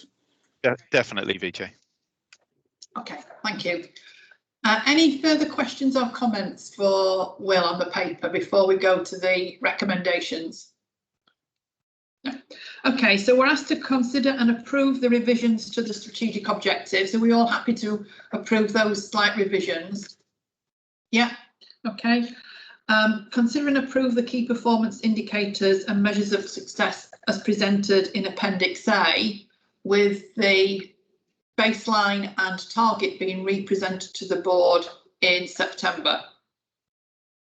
Yeah, okay. And consider and approve the new approach to transformation and efficiency at superseding the previous work programme. Yes. Nod, somebody nod. Yes, great. Okay, thank you. Thanks very much. Thank you very much, Will. Straight on then to the next paper, which is the Transformation and Efficiency Programme update, which has come for assurance. Are there anything you need to update on, Will, before I take it straight to questions? No, Pauline, I'm happy to go straight to questions, and I can obviously field those, or the relevant exec SROs can as well. So, yeah, straight to questions, please. Thank you. So, Karen, you've got a question? Yeah, it was just well, and I'm sure it's anyway on page 5 on the efficiency plan. It doesn't identify the NEDs linked to each of the programme areas. Is that just, are we to carry on as we were? Just an oversight in terms of the graphic. So yeah, don't read anything into that, Karen. Okay, no, that's fine. Yeah, okay. Any other questions or comments from colleagues before we take this paper for assurance? Thank you. Thank you very much, Will. Thank you. Straight on then to, well, a different subject altogether, the financial plan, which Mike's going to take us through, and this paper's for consideration, so we do need to give it some discussion. Mike. Yes, if you recollect, the Trust Board gave Richard and I delegate authorities to submit a financial plan to NHSI. The plan was a bit non-negotiable because the amount given was fixed, and it was fixed for H1, and we have discussion later on about what the potential are for H2. So this is the plan that bounces back to our block and the top-ups. In here we've got the high level details. And as we said earlier on in Ben's presentation, we've been to creak a bit now with the additional activity going through. Just in the June figures, and I don't know if Ben mentioned, it was 13.6% up, and that's the sort of size we're talking about. So unprecedented increases in demand. So the financial plan is based upon a level of activity which is 13.6% less than we're doing now. But give it to take a bit there. I mean, it all depends on the starting point. We've been discussing F&P in relation to what point you take your productivity and what levels we've been funded for. We're working through those now with F&P. So this is the plan that I submitted. The money will be valid till the end of September, which is not too far away now. Actually, it's flown by. And then we go into a second stage, which is going to be H2, half 2, where there will be a financial regime that's similar to this, but not probably a little bit more challenging in relation to efficiency. So we've got the summary here. At the moment, it's we say we are for the first time beginning to creak a bit in terms of our overspending. A lot of it's activity related, because if you look at the risks in section 5, you see activities not just the only risks we've got. We have the risks around upgrading various members of staff, for instance, which have significant financial impact, probably a bigger financial impact this year than activity. We've got links with the Derbyshire ICS and the deficit that's in. Probably won't impact so much this year, but it certainly will going forward, and maybe into H2. So that's a summary of where we're at. So happy to stop there and take questions, Chair. Thank you, Mike. Any questions for Mike or comments? Did you want to add anything, Richard, in terms of the... Yeah, so thank you, Mike, and obviously as the executive team have spent an awful lot of time considering this position and discussing, and obviously you and I jointly made this submission. I think it's fair to say the landscape around us is continuing to evolve, shape, emerge, and we have new and developing challenges. I think at the point in time, this is absolutely correct. I think the focus for us now is around the prep work for H2 and what indeed that means moving forward. And I think by the time we get to the next board position, we'll have much greater clarity on all of that. I think, Mike, it's fair to say in the coming days and weeks, there's going to be some national clarification around what that means moving forward. So I think at a point in time, this is absolutely correct and a substantive position. Thank you. Just on the risks, Mike, are those risks likely to move into H2? Oh, I think yeah, absolutely. Yeah. We put the risks on. We put the risks on for the year, Chair. You're perfect. Okay, thank you. They will move into H2. Right. I mean, this is one year where we really need some financial certainty. We haven't got it, unfortunately. Yeah. But that's the nature of the game at the moment. Okay, thank you, Stuart. Yeah, we've talked about this a fair bit at F&P, and indeed even in the earlier conversations once I'd actually arrived this morning.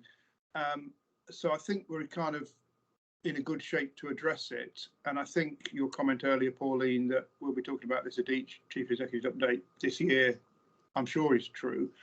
One thing, don't need an answer now, but one thing that we might need some help with if the world turns as it looks like it might do, is that because we've had a couple of good years in a row financially, I'm not sure the board's really up to speed with what is the bigger peril in the eyes of our elders and betters. Finance, I mean, safety has a cut in, obviously, but that's sort of the three-legged stool thing. Yeah. So really just to play that as and when those discussions do roll forward, because I don't think this is going to go away. I don't think the Magic Wand's going to take this away this year, that we're given some help to decide what are the things that we're really being tasked to do. Yeah. Because without overdoing I've been here many years, saying we've had times in the past where the emphasis on a different leg of the stool has been slightly different from our elders and betters. If that makes sense. Yeah, it does, Stuart. Thank you. I don't think we're seeing that indication just yet from certainly the calls that I've been on at regional level, that indicator's not coming through, other than there's a message that money's going to be very tight going forward, particularly next year, but we might start to see some of that in the second half of this year. That's the sort of level of conversation that we're getting at regional level, and certainly the emphasis seems to be very squarely on recovering elective activity as being a really high priority, and potentially additional funding to support that going forward. Karen Tomlinson. Yeah, it was just to add, Pauline, what we'd also asked for at F&P last week was on the risk section on page 9. Yeah. We've asked for that to be reviewed, particularly in line with the links with the Derbyshire system and the financial impact, because it's obviously at the moment only on a 45% probability, and we think it will be higher than that if we continue with the current commissioning arrangement. So it was just to let the board know that we've got a focus on that. Great, thank you very much, Karen. Excellent. And just for assurance for everyone as an executive team, when we're considering all of our our current position, one of the things that we're having to absolutely factor in there is our prior agreed strategies, and indeed are some of the decisions we've made in the past still fit for purpose, where there's an expenditure associated with that strategy, and there are some difficult decisions that we have to take as part of all of that, because at the moment our priority has got to be around front-end delivery and responding to patients. So that scrutiny is absolutely taking part and will continue to do so. Great, thank you. If there are no further questions or comments, then I think we have considered the plan in front of us, and thank you to the executive team and Richard for the work that's gone on to produce this and for submitting it following the last board discussion, so thank you. The next item on the agenda then is again an item for assurance, and it's from Leon. It's the annual medical report that we've seen previously, and in line with what we said at the beginning, Leon, is there anything to update on, or do you want to go straight to questions? No, nothing to update on, Chair, other than, I presented this report before. I'm a responsible officer with the GMC for doctors.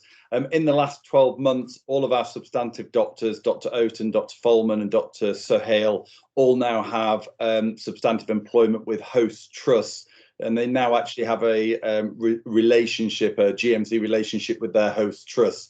So I'm now no longer responsible for any doctors directly. And of course, I actually have a higher level RO with the regional medical director. But this paper's for assurance that those doctors that required an appraisal have had one, and those that deferred due to COVID in alignment with the GMC rules have an appraisal booked in September of this year. It's just for assurance, Chair. Thank you very much. Gary.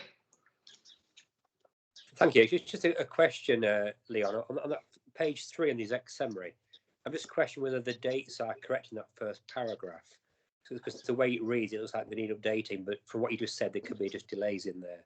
So it talks about revalidation January 2020 and annual appraisal September 2019. Yeah, this report appraisal is always 12 months in the past. This is April 2020 to end of March 2021, and it's assurance paper after present within 3 months of the end of that 12-month period. Okay, thank you. Thank you. Okay, if there are no further questions for Leon, we'll accept this paper for assurance. Thanks very much, Leon. The next very meaty paper is the interim green plan, which is presented to us by Mike, and this is a paper for approval. So if you want to take us through the highlights, Mike. Thank you very much, Chair. Fortunately, Stacey Scully, who's our new green person, has joined us. So if there are any questions, that I'm certain that Stacey will be more than happy to answer them.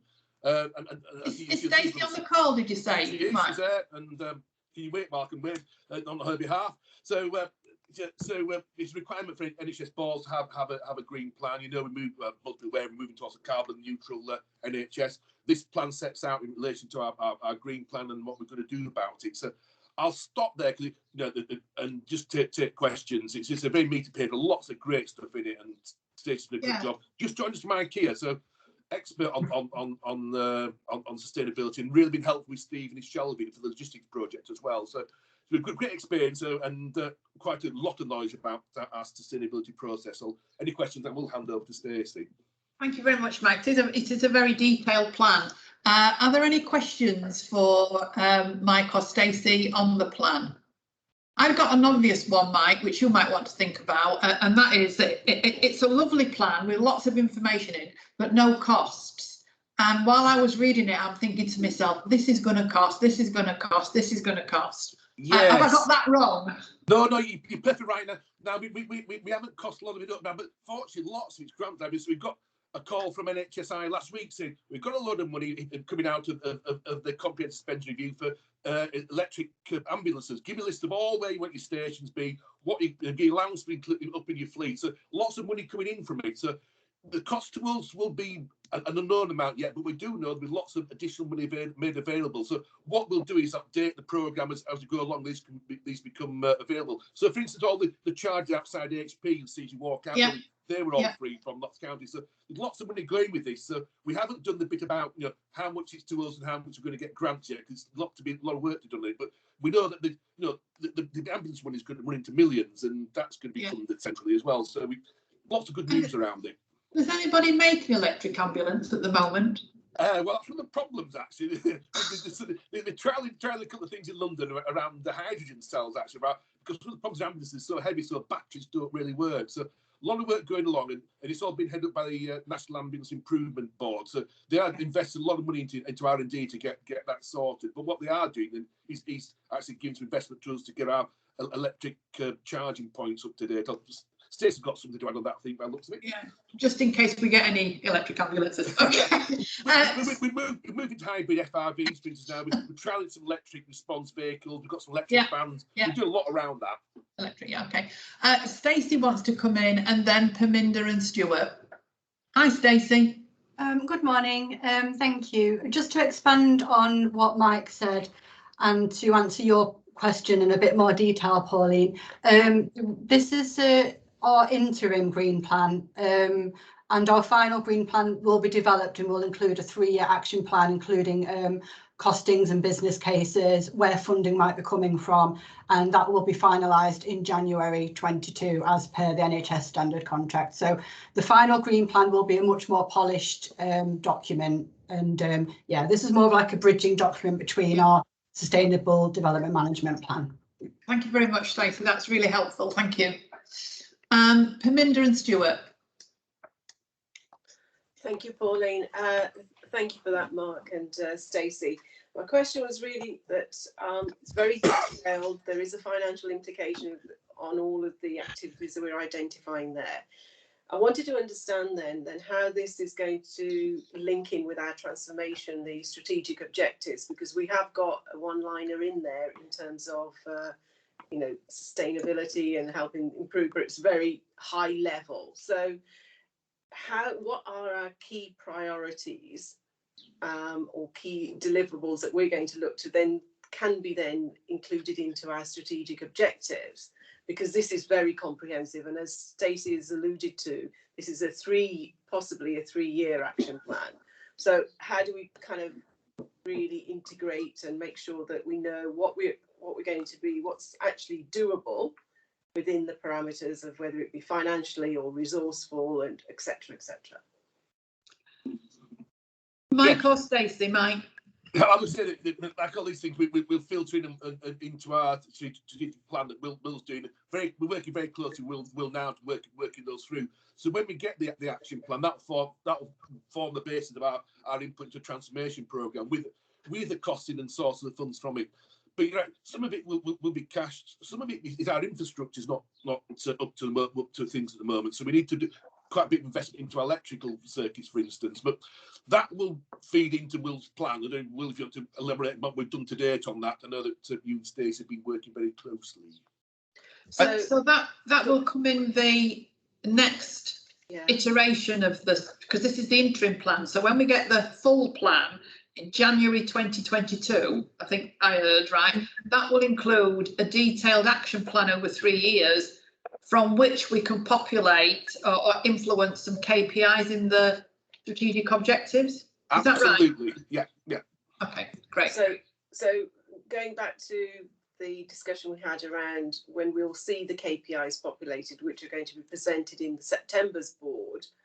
So we are going to have this item still without a KPI, because we won't know what the actions are until January. Is that? No, some of the things we know now what we're going to be doing in relation to implementation of some of the electrical charging points.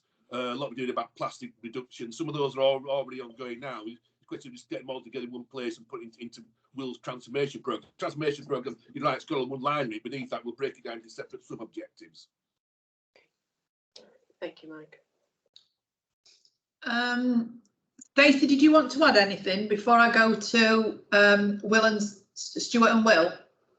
Yes, one of the main actions of the interim green plan is to develop a sustainability steering group, which will have representatives from all the people that need to contribute to this, and then we'll build KPIs from that. So like your main players are like Will with strategy, HR, communications, estates, finance, and each will have a representative and meet quarterly, and then we can report back and monitor and measure any KPIs that will contribute to the overall strategy of the trust.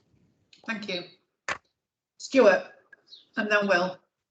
And Will. Probably an unnecessary hand, actually. I put it up because it looked like there weren't any questions, and I just wanted to put on the record that we had a good discussion about P, so that people didn't think that it had just flown through, but then questions arrived, so probably irrelevant. Right, okay. It's good to point that out. It had a good discussion at F&P. Will, Leg, Will Pope and VJ. Thanks, Pauline. Mine's just a quick follow-on point just on the measurement side of things and the kind of golden threads. So obviously Stacey's put this this interim plan together. As you would expect, Stacey and I will talk in the background now in terms of the next iteration of this green plan, because the strategic objectives we've just signed off need to have a kind of that ripple effect through and vice versa. So it's absolutely right that in the next version of the plan, Stacey more clearly articulates the link and contribution of the green plan towards our strategic objectives overall. I think there is an opportunity, though, I think, for Stacey and I to discuss what a couple of high level overarching metrics look like against the objective, the single objective that we've got, which kind of covers the kind of wide spectrum of the work that this does as part of our strategic objective. So notwithstanding the detailed metrics that will go into this strategy and the plan in due course, I think there probably will be a couple of high level ones that we'll want to monitor as a board on an ongoing basis as well. From September? Yeah, absolutely. Right. Okay, thank you. VJ and Will Pope. Thank you, Pauline. So just going back to the interim green plan, did I hear you right, Mike, when you said that there may be some funding streams available nationally to help us to fulfill some of these desires and aspirations? Is that what you said? Yeah, yes, it is VJ, yes. Which is excellent, because I think it's the first time I'm hearing that, you know, there are some plans which are supported by some funding. Otherwise, it's left to the trust and organization to find that internally. So we need to just hold on to that thought.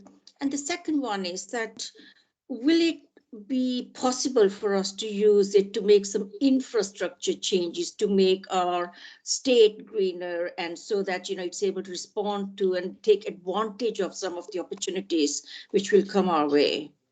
Yeah, that's a good question, actually. So I suppose we split the answer into two parts. So where we get the funding is those parts which are probably beyond the scope of any capital funding in an ambulance trust, mainly the vehicle.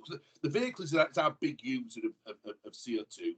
And so that's where the national funding is. The reason why we haven't mentioned before, it's only 2 weeks ago, we got the quite an urgent letter from the Department of Health saying, let me have your plans very quickly. So myself, Steve and Stacey sat down, went from our fleet, what replacement cycles, where they're based, etc., looking at the two elements of cash.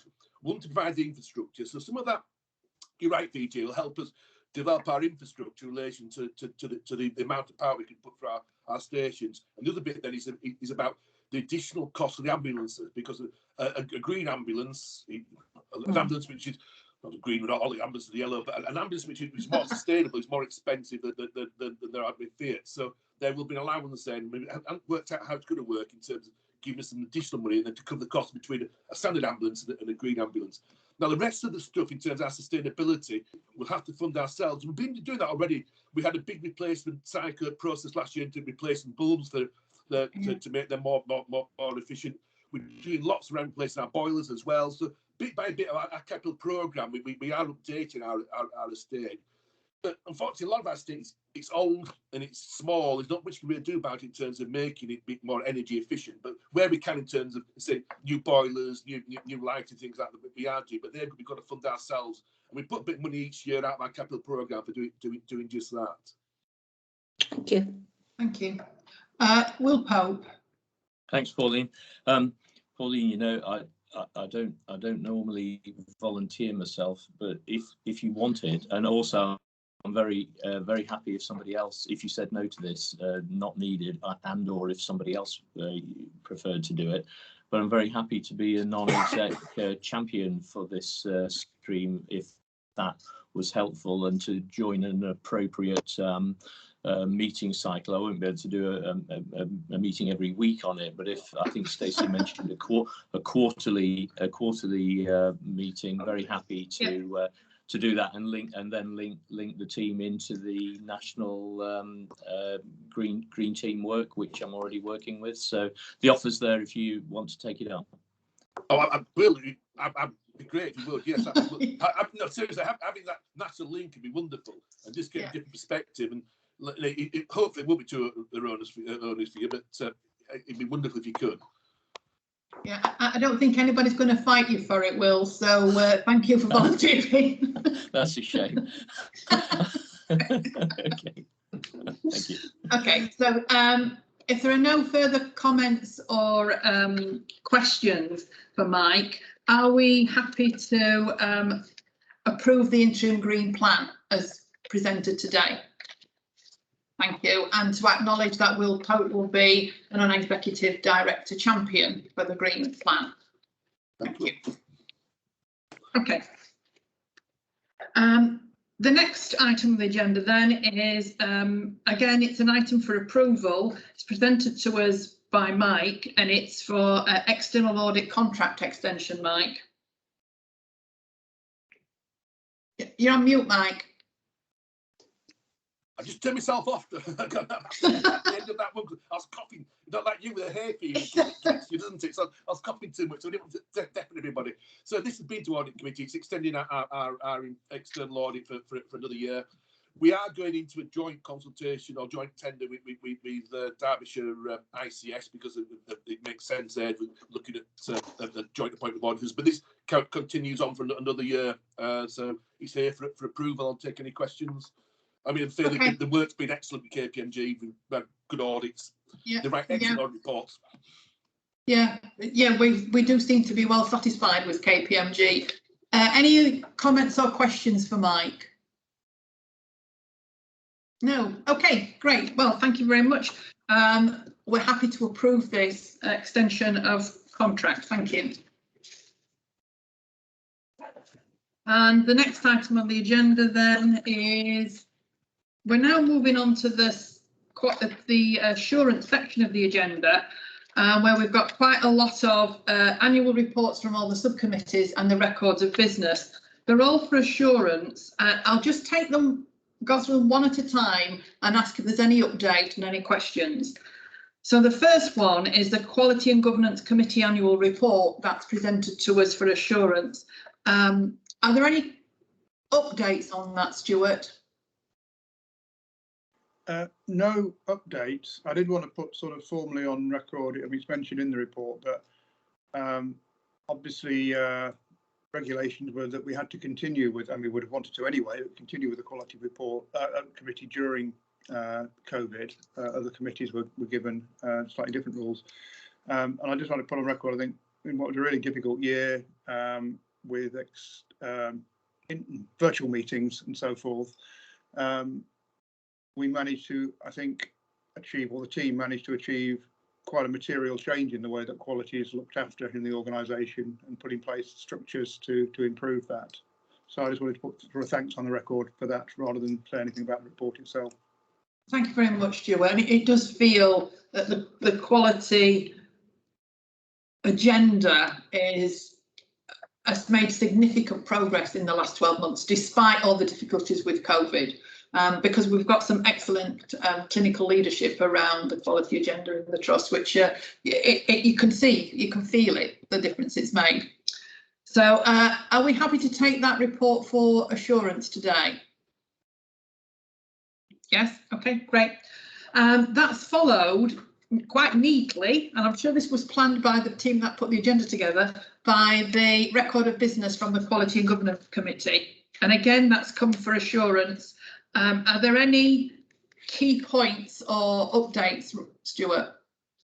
The only one, I mean, the only alerts on it, as you'll have seen, are then alerts to do with SIs. There was one point I did say at the meeting that I would mention at the board, just to give it a bit more airtime. We had a conversation at the June committee because there'd been a running issue for quite a few months of stretched resourcing in some of the administration around processing complaints, PALs, various other bits and pieces. And of course, that's been compounded by the unfortunate absence on health grounds of a couple of senior leaders in the team. But we were content that Roger, who was deputising there, said that he and his people were on the case to come up with some recommendations on that. So I said I would make sure we talked about it, but I wouldn't raise it as an alert. Roger, I'm sorry to put you on the spot. I don't think there's any update to say on that. I'm perfectly happy if the answer is no. Wait till the next committee meeting. But that was a conversation I wanted to have at the board. No, that's fine, Stuart. Kelly and myself met just after quality governance to look at the vacancies that we've currently got, and also the analyst post as well, which we've come to some form of informal but formal agreement with Caro around the sharing of a post for the analyst role. The others, basically, to cut it short, there's a band 2, a band 5, and a shared band 5. So what Kelly and I are doing in Nicola's absence is just changing the job descriptions to an hybrid, which is what Tracy and Nicola were working on. So they work across complaints, PALs and SIs rather than working in silos separate. So that will give the support on both sides without creating any new posts, but just changing how people are delivering what they're doing on a day-to-day basis, if that helps.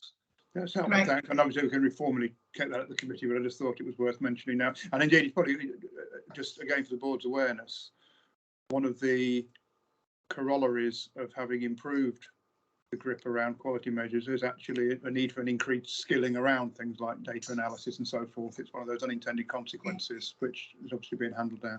That's it. I'll shut up now. Thank you. Okay, thank you very much, Stuart and Roger, for that update. Any questions on the records of business from colleagues before we take them both for assurance? No, thank you. So they're accepted for assurance, and thanks for the update, both of you. The next one then is the FPC annual report, which again is presented to us for assurance. Excuse me, Karen, is there anything that you need to draw our attention to or update on? Not as such, Pauline. The only item to add is we have put it on the work programme that we will be getting monthly updates from the joint Joined Up Care Derbyshire Finance and Estates Committee. But everything else is as it's written, and I'm happy to take any questions. Thank you, Karen. Any questions or comments, Karen, on the annual report before we adopt it for assurance? Oh, okay, thank you. So we'll take that for assurance, and again go straight on to the record of business from the Finance and Performance Committees in April and May, and I believe there was also one just at the end of June.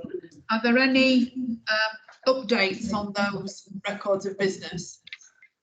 Mike or Karen? I think it'd be fair to say we covered them off this morning with Ben's report and then the finance bit. Yeah. Great, thank you. So, any comments or questions before we take these for assurance? No, thank you very much. Thanks very much for pulling those together.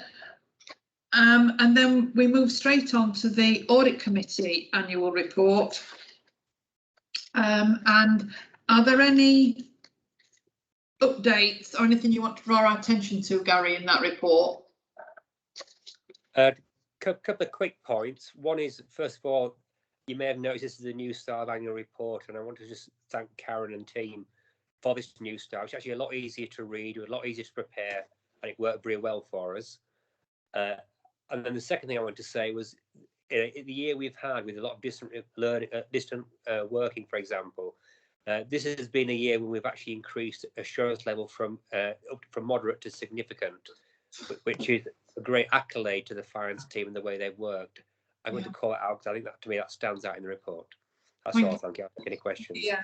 Thank you very much, Gary. Then, and that's two really good points. Actually, the annual reports are much easier to read, and I'm sure they're much easier for colleagues to complete. So, thank you to the governance team for pulling those together. And actually, that significant piece of work, despite COVID and despite the fact that we've had to work virtually to change that level of assurance, should be acknowledged and recognised. So, thank you, Mike and team, for that. Can we take this report then for assurance?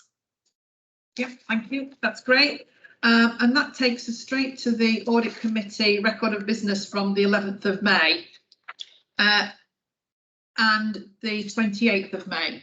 Any updates that either of you would like to make, Mike or Gary? No, nothing to add from me. Okay. Any questions from colleagues? I've got one. Gary, probably, and that's in terms of the alert around recovery of salary payments, and the fact that it's a significant amount of money, 65% of which is simply due to the fact that divisions have been late in notifying that people have left the service. Are the divisions aware of that? Have we shared that information with them? Because that's something that could be done, could be put right quite quickly, I would have thought. Yes, we have shared it with them, Chair, and you know, we put it on our PMRs periodically as well, just to monitor their performance. So yeah, they are aware of it, and we get assurances that it's going to improve. It's not consistent. It's not, if it's one person doing it all the time, it's a lot easier to sort out. It's a bit here and a bit there, but we are feeding that back to divisions, yes, and expressing our concern about the level of them. Thank you. Is there any automated system that could help improve that? We've looked also. We have got an overpayment system working group, which ourselves and HR and operations sit on to go through all that. There's no easy answer to it, unfortunately. If there was, we'd have found it. So we just keep plugging away to chase it. It's a good question to ask, but if people are, the key thing is, when you're leaving, notify them, because if you've not been notified somebody's leaving, they've left. That's the problem. Yeah, actually, yeah, you rely on the person to tell you they're leaving, don't you? Of course, yeah, of course. Thank you. Karen and then VJ. Yeah, it was just on that point that you've made, Pauline, which we do have extensive conversations about it, because we know it's something that can be countered. One of the suggestions, although it, as Mike says, it's not in any one specific area, it's across the board, but we have suggested that if it continues, that people will be invited to the audit committee to present the issues and the concerns of why they can't achieve the timeline. Yeah, thank you. VJ. On the same point, Pauline, that colleagues will recall that it's not the first time that it happened. You know, although I say it's a regular occurrence, but it happens with some frequency, and so the rest of the points have been made by colleagues. But it does sort of remind me that we've been here before a few times. Yeah, I think that's why I raised it as an issue, because it's not the first time we've seen it as an alert. Okay. Thank you very much. So with that update from Mike, are we happy to accept both of these records of business for assurance? Yeah, okay, great. And that takes us straight on to the Workforce Committee annual report, which again has come for assurance. VJ, is there any update or anything you would like to add to the annual report? There's a couple of points, Chair. One is that, as colleagues know, the committee didn't meet from April to September last year. Secondly, that if I just go back to the assurance section, there are a couple of things, you know, which we will be picking up, and particularly we'll have conversation about the frequency and the length of the meeting, because the agenda, people agenda, has grown substantially over the last 12 months, and Carrie would add to that if she wants to. And the final comment from me is that even though the committee wasn't meeting, but I did take the steps to engage in a number of other forums to get that workforce assurance and feed it back to the trust board. And I hope you felt that you got some level of assurance through that way. But yes, happy thank to. you very much, VJ. Thank you. Any questions or comments for VJ on the report? Kerry, did you want to add something?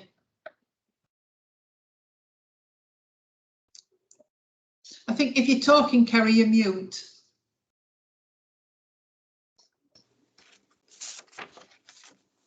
Yeah, Kerry. Thank you. I would just add to what Kerry, you've got a really poor signal, and we can't really hear you at all, and we can't see sorry, you. I'm not muted on mine. Can you hear me now? Not very well. Is that? I'm not muted, Pauline, on mine. Can you hear me now? A bit better. Go for it.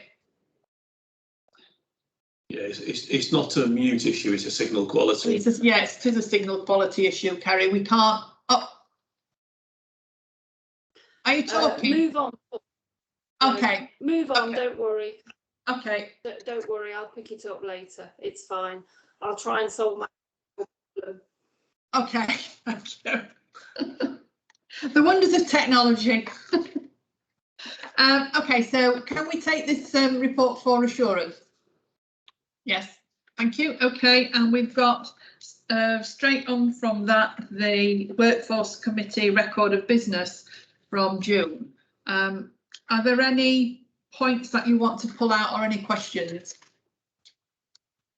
Chair, just a couple of observations. We had a fantastic update from our Leicestershire Division colleagues about the work which they are doing with staff, and that's where we do get a lot of assurance and triangulation of information. Similarly, we got something last time from our colleagues from PTS, and although I've not had the opportunity to watch the video today, however, listening to the feedback from the and comments from the colleagues, it reinforces the importance of having colleagues come and talk about what they're doing. Then further, when we get the patient stories, that reinforces what we've heard. We had fantastic update from Mel about the communication strategy, and it's all about innovation and modernization, and we did give that feedback to Mel. And then final comment I'd like to make is around the Australian paramedic recruitment. We don't often give it much thought, but actually there's a lot of work involved in getting it right and supporting the colleagues once they get over here. And I think at some point when we have an opportunity, I think both colleagues might find it helpful to hear that, but happy to answer any questions. Thank you very much, VJ. Any questions for VJ on the record of business? Okay. Thank you very much. We take it for assurance. Yep. Well, if I may just move on, I just think it's just worth reflecting on all of these annual reports, and whilst we've described this previously, given that we've achieved so much over the past year, we've reflected with each of those individual annual reports, and I think that's where we have to give significant credit to each and everyone who's been involved in delivering each of those areas. I know we've got a number of senior leaders present this morning, which is fantastic. But for those who are not able to hear this as well, I think we just need to extend our gratitude to everyone who delivered so much under such challenging circumstances. Yeah. And I think it's great to see how all the groups and committees have worked effectively in very different ways. So I just wanted to pop that on record. Yes, thank you, Richard. And the fact that we've learned quite a lot through working through Microsoft Teams, that we can hold effective high quality meetings without all being in the same room. Yeah, absolutely. And reach more people. So that's been extremely on the upside of the terrible pandemic, that we've learned something out of that, and we will continue to utilise some of the expertise around Teams that we've developed. Okay.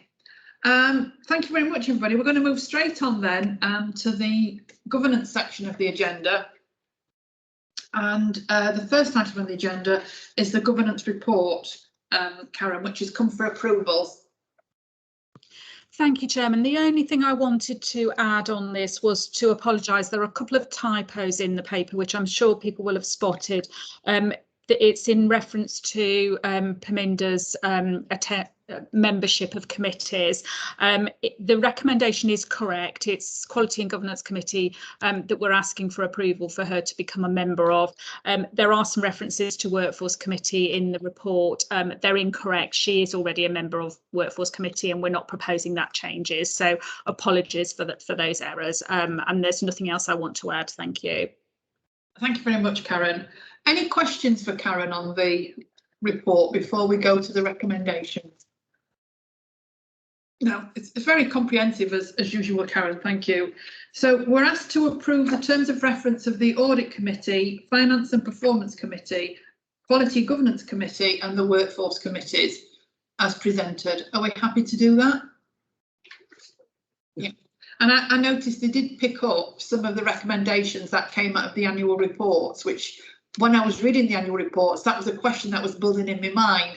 How are we going to reflect this in the terms of reference? But I needn't have wondered because Karen's already done it. So thank you for that.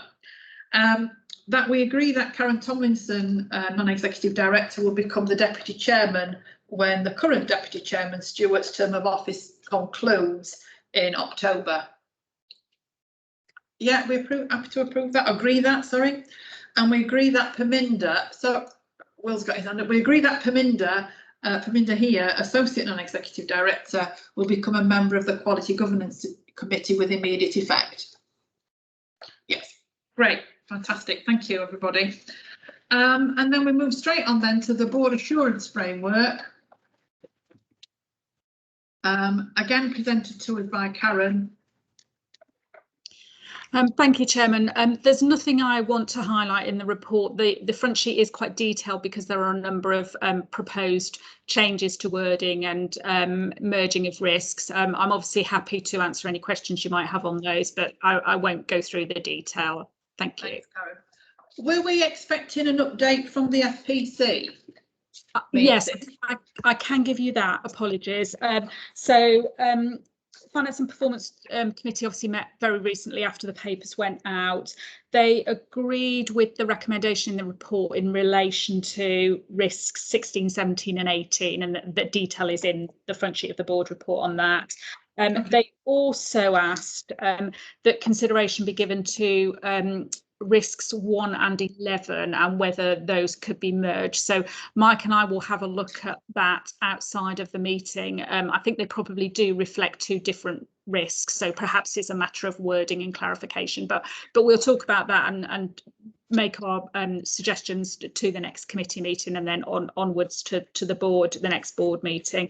And then the final thing that the committee asked for was to review the risk score for risk 15. So again, Mike and I will have a look at that outside of the meeting and before the next committee meeting. Thank you. Thank you very much. Thanks very much, Karen. Okay, it's a very comprehensive paper and a lot of work's been done by the team in progressing this since the last board meeting. So thank you very much for that. I appreciate that's not been a quick task. So are there any questions or comments before we go to the recommendations? Okay, so there's a little list of recommendations. I'm just going to work our way through them. First of all, that we approve the revised BAF, including the revised wording of the risks set out in the paper, the removal of risk 18 and the allocation of risk 1 to the Workforce Committee. Agreed? Yeah, okay. That we confirm that the Board Assurance Framework adequately identifies the organisation's strategic risks and that the risks are scored at the appropriate level in line with the Trust Board's appetite. Can we just take a minute on that, just to have a look at the risks and just test ourselves? The highest level scored risks, the ones that are 20, do they reflect what it feels like in terms of the risks going forward? Yeah, I think it's always right that we review each point, and what I would do is as an executive team will continue to consider these and then by the relevant committees update them with the period ahead, because it's right that what we're seeing at the moment may affect the strategic risks in the period ahead. So I think it's only right that we do that. because looking at this, we've got 1, 2, 3, 4 of the highest scoring risks. We've got 4 risks that score at 20. Risk 1, which we've given a good talk about this morning, and that feels about right. Risk 3, which is the demand for services will be greater than the levels commissioned. Well, I mean, that's actually happening, isn't it? That feels very much to be the case. The next one that's scoring 20 is the risk of the financial settlement will be insufficient to provide the necessary resources. That's a strong possibility, so that feels about right at 20. And then the final highest level scoring risk is that the pay increases arising from local or national pay disputes are unfunded, and therefore the impact will affect our financial targets, and that feels like a very high risk for the trust at the moment as well. Yeah. So from my perspective, when I looked at them, if somebody was to ask me what were the biggest risks facing the trust at the moment, then I probably would have said those. So for me, that's a test about whether or not we've scored them about right. Yeah, so it feels very valid, very current. Yeah. Okay. And then the last one then is to agree that the board has sufficient assurance in relation to the risks included in the BAS. Happy to do that? Yes, thank you very much. Okay, well, that brings us to the end of the Public Trust Board. Thank you very much, everybody, for your contributions. Did that feel okay to people? Did they feel like they had an opportunity to ask questions and contribute, or do you think we may have rushed through some of the items? The balance felt correct, Pauline. I think given the situation and the conversation we had at the beginning, as well around the current position, I think it was right that we had that focused conversation on those current pressures. And from my perspective, I feel like we've had the right focus on other items. Okay. Well, if no one else wants to contribute or feedback, we'll close the meeting. It's 11:20. We were due to reconvene, I think, at 12. Do colleagues want to bring that forward to 11:45? Is that all right? So you've got a chance to stretch your legs, have a coffee, and if you must eat, if that's okay. Is that okay with everyone, or would you rather wait till 12 o'clock? 11:45. Yeah. Okay, 11:45. I'm seeing lots of thumbs up. Thank you very much. Don't forget to log